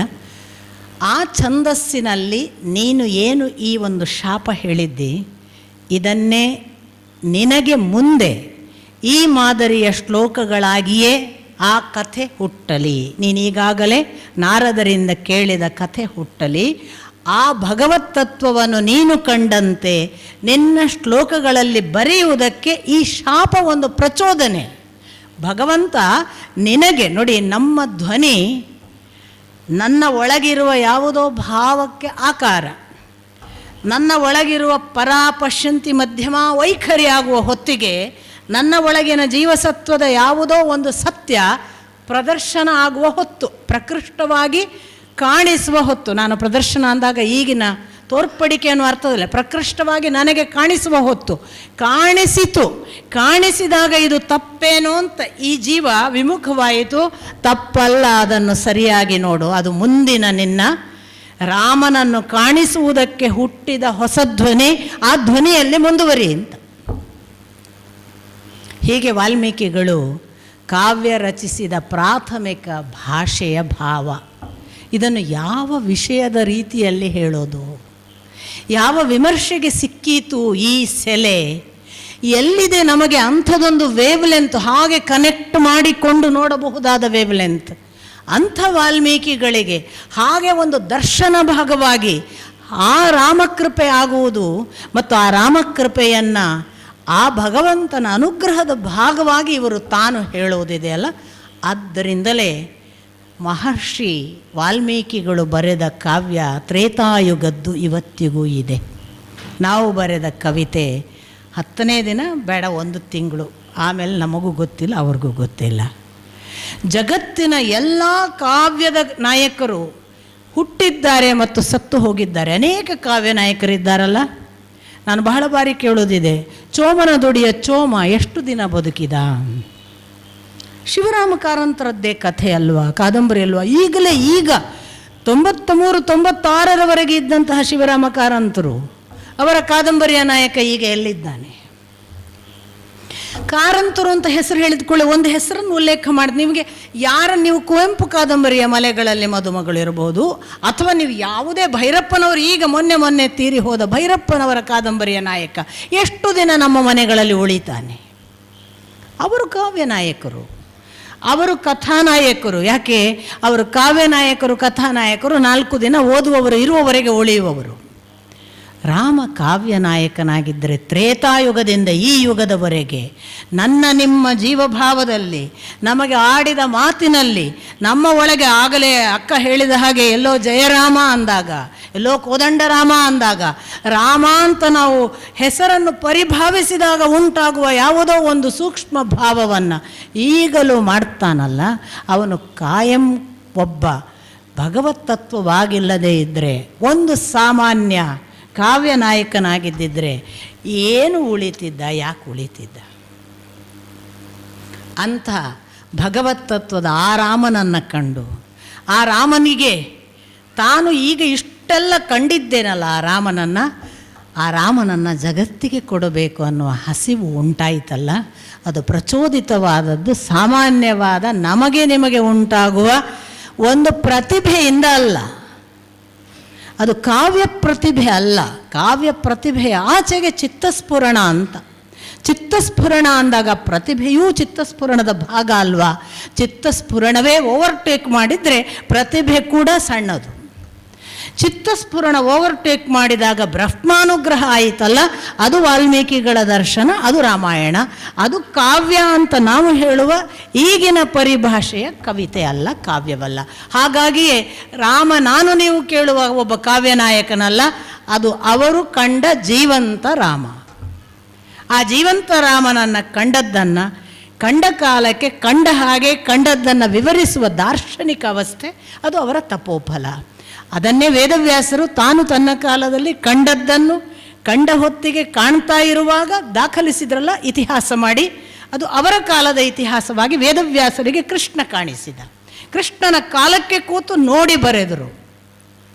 ರಾಮ ನಮಗೆ ಗೊತ್ತಾಗುತ್ತೆ ಆ ಕಾಲದಲ್ಲಿ ವಾಲ್ಮೀಕಿಗಳು ನೋಡಿ ಬರೆದರು. ಯಾಕೆ? ಕಣ್ತುಂಬ ಕಂಡು ಬರೆದದ್ದೇ ಹೌದು ಅನ್ನೋದಕ್ಕೆ ಇನ್ನೊಂದು ದಾಖಲೆ ಏನು ಅಂದರೆ, ಅವರು ಅದನ್ನು ಪೂರ್ತಿ ಒಮ್ಮೆ ಬರೆದ ಮೇಲೆ, ಅಂದರೆ ಬರೆಯುವುದು ಅಂದರೆ ಶ್ರುತ ಪರಂಪರೆ ನೆನಪಿಟ್ಕೊಳ್ಬೇಕು, ಅದು ಅವರಲ್ಲಿ ಮೂಡಿದ್ದು ಹಾಗೇ ಇದೆ. ಅವರಿಗೆ ಎಷ್ಟು ಅದು ಮೂಡಿದ್ದು ಗಟ್ಟಿಯಾಗಿ ಇದೆ ಅಂದರೆ ಅವರು ಅದನ್ನು ಲವಕುಶರಿಗೆ ಹೇಳ್ತಾರೆ. ಪ್ರಥಮ ಪ್ರೇಕ್ಷಕರು ಯಾರು ಅಂದರೆ ರಾಮನ ಕುರಿತು ಹೇಳೋದಕ್ಕೆ ಲವಕುಶರು. ಹಾಗಾದರೆ ಅದು ಅದರ ಅರ್ಥ ಅವರು ರಾಮನನ್ನು ಕಂಡು ಬರೆದದ್ದಕ್ಕೆ ಅದು ಒಂದು ಸಾಕ್ಷಿ. ಅಲ್ಲೇ ಇದ್ದಾರೆ ಲವಕುಶರು, ರಾಮನ ಮಕ್ಕಳೇ ಕೂತು ಕೇಳುತ್ತಾರೆ. ಆ ಇಡೀ ರಾಮಾಯಣವನ್ನು ಪ್ರಥಮ ಬಾರಿಗೆ ತಾನು ಹೀಗೆ ರಾಮನನ್ನು ಕಂಡ ಪರಿಯನ್ನು, ಅವನ ಇಡೀ ಬದುಕಿನ ಅಷ್ಟೂ ಸಂಗತಿಗಳನ್ನು ಕಟ್ಟಿ ಅದನ್ನು ಇವರ ಕಿವಿಯಲ್ಲಿ ಕೇಳಿಸಿ ಆ ಕಿವಿಗಳ ಮೂಲಕ ಶ್ರುತ ಪರಂಪರೆಯನ್ನು ಇನ್ನೊಬ್ಬ ಶಿಷ್ಯನಿಗೆ ಹಿಂದಿನ ಕಾಲದಲ್ಲಿ ಬರೆದು ಬಾಯ್ಪಾಠ ಮಾಡಿಸೋದಲ್ಲ, ಹೇಳಿದ್ದು ಅಲ್ಲಿ ಹೋಗಬೇಕು, ಅಲ್ಲಿ ಕೇಳಿದ್ದು ಅಲ್ಲಿ ಕೂಡಬೇಕು, ಆ ಬಳಿಕ ಅದು ಮನನ ಮಾಡಿ ಆ ಮಗುವಿನಲ್ಲಿ ಅದು ಮುಂದುವರಿಬೇಕು, ಆ ಮಗು ಮತ್ತಾರಿಗೂ ಮುಂದುವರಿಸುತ್ತೆ. ಇದು ಶ್ರುತ ಪರಂಪರೆಯ ಆ ಸ್ಮೃತಿಯಲ್ಲಿ ದಾಖಲಾದಾಗ ರಾಮನ ಕಥೆಯನ್ನು ವಾಲ್ಮೀಕಿಗಳು ಲವಕುಶರಿಗೆ ಹೇಳುತ್ತಾರೆ. ಆಶ್ಚರ್ಯ ಏನು ಗೊತ್ತಾ? ಲವಕುಶರಿಗೆ ಅದು ತಮ್ಮ ಅಪ್ಪನ ಕಥೆ ಅಂತ ಗೊತ್ತಿಲ್ಲ. ರಾಮನ ಅನುಪಸ್ಥಿತಿಯಲ್ಲಿ ಅವರು ರಾಮನ ಕುರಿತು ಕೇಳುತ್ತಿದ್ದಾರೆ. ರಾಮ ಎಲ್ಲಿದ್ದಾನೆ, ಯಾರು ಅಂತ ಲವಕುಶರಿಗೆ ಗೊತ್ತಿಲ್ಲ. ಲವಕುಶರು ಅದನ್ನು ತುಂಬ ಇಷ್ಟಪಟ್ಟು ಅಲ್ಲಲ್ಲಿ ಹಾಡ್ತಾರೆ. ಆ ಕಾಲಕ್ಕೆ ಬೀದಿ ಬೀದಿಗಳಲ್ಲಿ ರಾಮಾಯಣ ಹೇಳೋದಕ್ಕೆ ಶುರು ಮಾಡಿದ್ದೆ ಲವಕುಶರು, ತಮ್ಮ ಅಪ್ಪನ ಕಥೆ ಅಂತ ಗೊತ್ತಿಲ್ಲದೆ. ನಾವೆಲ್ಲ ಲವಕುಶರೇ, ನಮಗೆ ಗೊತ್ತೇ ಇಲ್ಲ ಇದು ನಮ್ಮ ಅಪ್ಪನ ಕಥೆ ಅಂತ. ನಮಗೆ ಗೊತ್ತೇ ಇಲ್ಲ ನಾವು ಇದನ್ನು ಬೀದಿ ಬೀದಿಯಲ್ಲಿ ಹಾಡಿ ನಮ್ಮ ಅಪ್ಪನ ಕಥೆಯನ್ನು ಹೇಳಬೇಕು ಅಂತ ಮರೆತಿದ್ದೇವೆ. ನಮಗೆ ಗೊತ್ತೇ ಇಲ್ಲ, ನಮಗೆ ಅನುಗ್ರಹ ಆದರೂ ಕೂಡ ಇದು ನಮ್ಮ ಅಪ್ಪನ ಭವ್ಯ ಕಥೆ ಅಂತ ಗೊತ್ತೇ ಇಲ್ಲದೆ ನಾವು ಸುಮ್ಮನೆ ಕೇಳ್ತಿದ್ದೇವೆ, ಹೋಗ್ತಿದ್ದೇವೆ, ಲವಕುಶರ ಹಾಗೆ. ಆದರೆ ಲವಕುಶರಿಗೊಂದು ಪುಣ್ಯ ಇತ್ತು, ಅದು ವಾಲ್ಮೀಕಿಗಳಿಂದ ಒದಗಿತು, ಮುಖಾಮುಖಿ ಮಾಡಿಸಿದರು. ನಮಗೂ ಒಂದು ದಿನ ನಮ್ಮಲ್ಲೂ ಕೂಡ ಅಂಥದ್ದೇ ಆರ್ದ್ರ ಭಾವ, ಭಕ್ತಿ ಭಾವ ಇದ್ದರೆ ಮುಖಾಮುಖಿ ಆದೀತು ಅನ್ನುವ ಹಾಗೆ ಲವಕುಶರು ಹಾಡಿದರು. ಈ ಹಾಡುವ ಪರಿ ಈ ರಾಮಾಯಣವನ್ನು ಕೇಳಿದ್ದು ಮತ್ತೆ ಪುನಃ ಆಶ್ಚರ್ಯ ಅಂದರೆ, ಆ ಹಾಗೆ ಬೀದಿ ಬೀದಿಯಲ್ಲಿ ಲವಕುಶರು ಹಾಡ್ತಾ ಇರುವಾಗ ಒಂದು ದಿನ ಸ್ವತಃ ರಾಮನೇ ಕೇಳುತ್ತಾನೆ. ಅದು ಮತ್ತೊಂದು ಆಶ್ಚರ್ಯ. ರಾಮ ಕೇಳಿ ವಿಸ್ಮಿತನಾಗಿ ಅವನು ಏನು ಹೇಳದೆ ಆ ಮಕ್ಕಳನ್ನು ಕರ್ಕೊಂಡು ಬಂದು ತನ್ನ ರಾಜ್ಯದ ಅರಮನೆಯಲ್ಲಿ ಎಲ್ಲರನ್ನು ಸೇರಿಸಿ ಆ ಸಭೆಯಲ್ಲಿ ಹೇಳಿ ಅಂತ ಕೇಳಿಸಿದನಂತೆ. ತನ್ನ ಕುರಿತ ಕಥೆಯನ್ನು ತನ್ನ ಮಕ್ಕಳು ಅಂತ ಗೊತ್ತಿಲ್ಲದ ತನ್ನ ಮಕ್ಕಳ ಮುಖಾಂತರವೇ ಕೇಳಿ ವಿಸ್ಮಿತನಾಗಿ, ಓಹೋ ಇದು ನಾನು ಮಾತ್ರ ಕೇಳಬೇಕಾದ ಕಥೆಯಲ್ಲ, ಇದನ್ನು ನನ್ನ ಇಡೀ ರಾಜ್ಯದ ಜನ ಕೇಳಲಿ ಅಂತ ಸಭೆಯನ್ನು ಏರ್ಪಡಿಸಿ ಆ ಸಭೆಯಲ್ಲಿ ಲವಕುಶರ ಮುಖಾಂತರ ಹೇಳಿಸಿದ ಅನ್ನುವ ಒಂದು ಹೊಸ ವಿಶೇಷ ದಾಖಲಾತಿ. ಮತ್ತೆ ಅದು ಮತ್ತೊಂದು ಡೈಮೆನ್ಷನ್. ನಾನು ಯಾವಾಗಲೂ ಹೇಳೋದಿದೆ, ಹೇಗೆ ತ್ರಿಕಾಲವನ್ನು ಬೆಸೆಯುವ ಕೆಲಸವನ್ನು ಋಷಿಗಳು ಮಾಡ್ತಾರೆ. ಅದು ವಾಲ್ಮೀಕಿಗಳಿಗೆ ಭೂತಕಾಲ, ರಾಮನಿಗೆ ವರ್ತಮಾನ ಕಾಲ, ಲವಕುಶರಿಗೆ ಭವಿಷ್ಯ ಕಾಲ. ಲವಕುಶರಿಗೆ ಭವಿಷ್ಯ ಯಾಕೆ ಅಂದರೆ ಅವ್ರಿಗೆ ಗೊತ್ತಿಲ್ಲ ಅದು ಅವರ ಪಾಸ್ಟ್ ಟೆನ್ಸ್ ಅಂತ. ಅವ್ರು ಈಗ ತಿಳ್ಕೊಂಡು ಇನ್ನು ಮುಂದೆ ಹೀಗೊಂದು ನಡೀತಾ ಇದೆ ಅನ್ನುವ ಹಾಗೆ ಹೇಳ್ತಿದ್ದಾರೆ. ಹಾಗಾಗಿ ವಾಲ್ಮೀಕಿಗಳು ಏಕಕಾಲಕ್ಕೆ ತ್ರಿಕಾಲವನ್ನು, ನಾನು ಯಾವಾಗಲೂ ಹೇಳ್ತೀನಿ, ದೊಡ್ಡ ಋಷಿಗಳು ತ್ರಿಕಾಲವನ್ನು ಬೆಸೀತಾರೆ. ನಾವೆಲ್ಲ ಪುರಾಣಗಳು ಹಾಗೆ. ಜನಮೇಜಯ ಕತೆ ಕೇಳೋದು, ವೈಶಂಪಾಯನ ಹೇಳೋದು. ಜನಮೇಜಯ ಎಲ್ಲಿ ಅವನು ಅಂದರೆ ಮಹಾಭಾರತದ ಪಾಂಡವಾದಿಗಳ ಮೊಮ್ಮಗನ ಮೊಮ್ಮಗ ಅನ್ನುವವರೆಗೆ ದೂರದವ. ಆ ಮೊಮ್ಮಗನ ಮಗನಿಗೆ ಅವನು ಹೇಳುವಾಗ, ಅವನ ಕಥೆಯನ್ನು ವೈಶಂಪಾಯನರು ಹೇಳುವಾಗ ಅವನಿಗೆ ವೈಶಂಪಾಯನರು ವರ್ತಮಾನ ಮಾಡಿ ಹೇಳುವ ಕಥೆ ಪಾಂಡವರ ಭೂತಕಾಲವನ್ನು. ಈ ಭೂತಕಾಲವನ್ನು ವರ್ತಮಾನ ಮಾಡಿ ಹೇಳುವ ವೈಶಂಪಾಯನರಿಗೆ ಜನಮೇಜಯನೆಂಬ ಭವಿಷ್ಯ ಕಾಲ ಮುಖಾಮುಖಿಯಾಗಿ ಅದನ್ನು ಅರ್ಥ ಮಾಡ್ತದೆ. ಈಗ ನಾವು ಮಾಡ್ತಾ ಇರುವ ಕೆಲಸ ಇಂಥದ್ದೊಂದು ತ್ರಿಕಾಲ ಸಮ್ಮಿಳನ.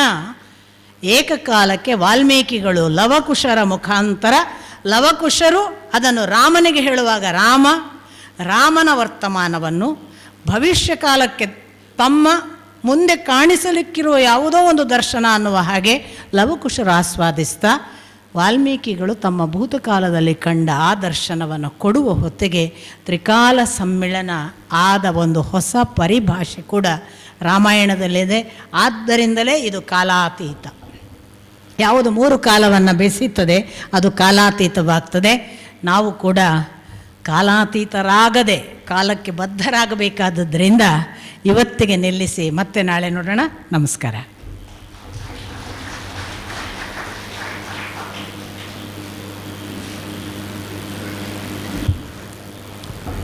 ಪಿಬರೆ ರಾಮರಸಂ.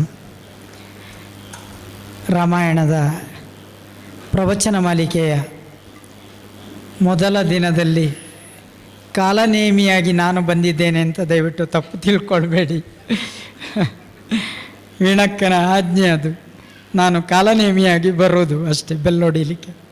ಸ್ನೇಹಿತರೆ, ಬೇಂದ್ರೆ ಶಬರಿ ಕಾವ್ಯದಲ್ಲಿ ಹೇಳುವ ಮಾತು, ಧನ್ಯ ಧನ್ಯ ಶ್ರೀರಾಮಪ್ರಸಾದ ನಮಗೆ ದೊರೆಯಿತೆಂದು.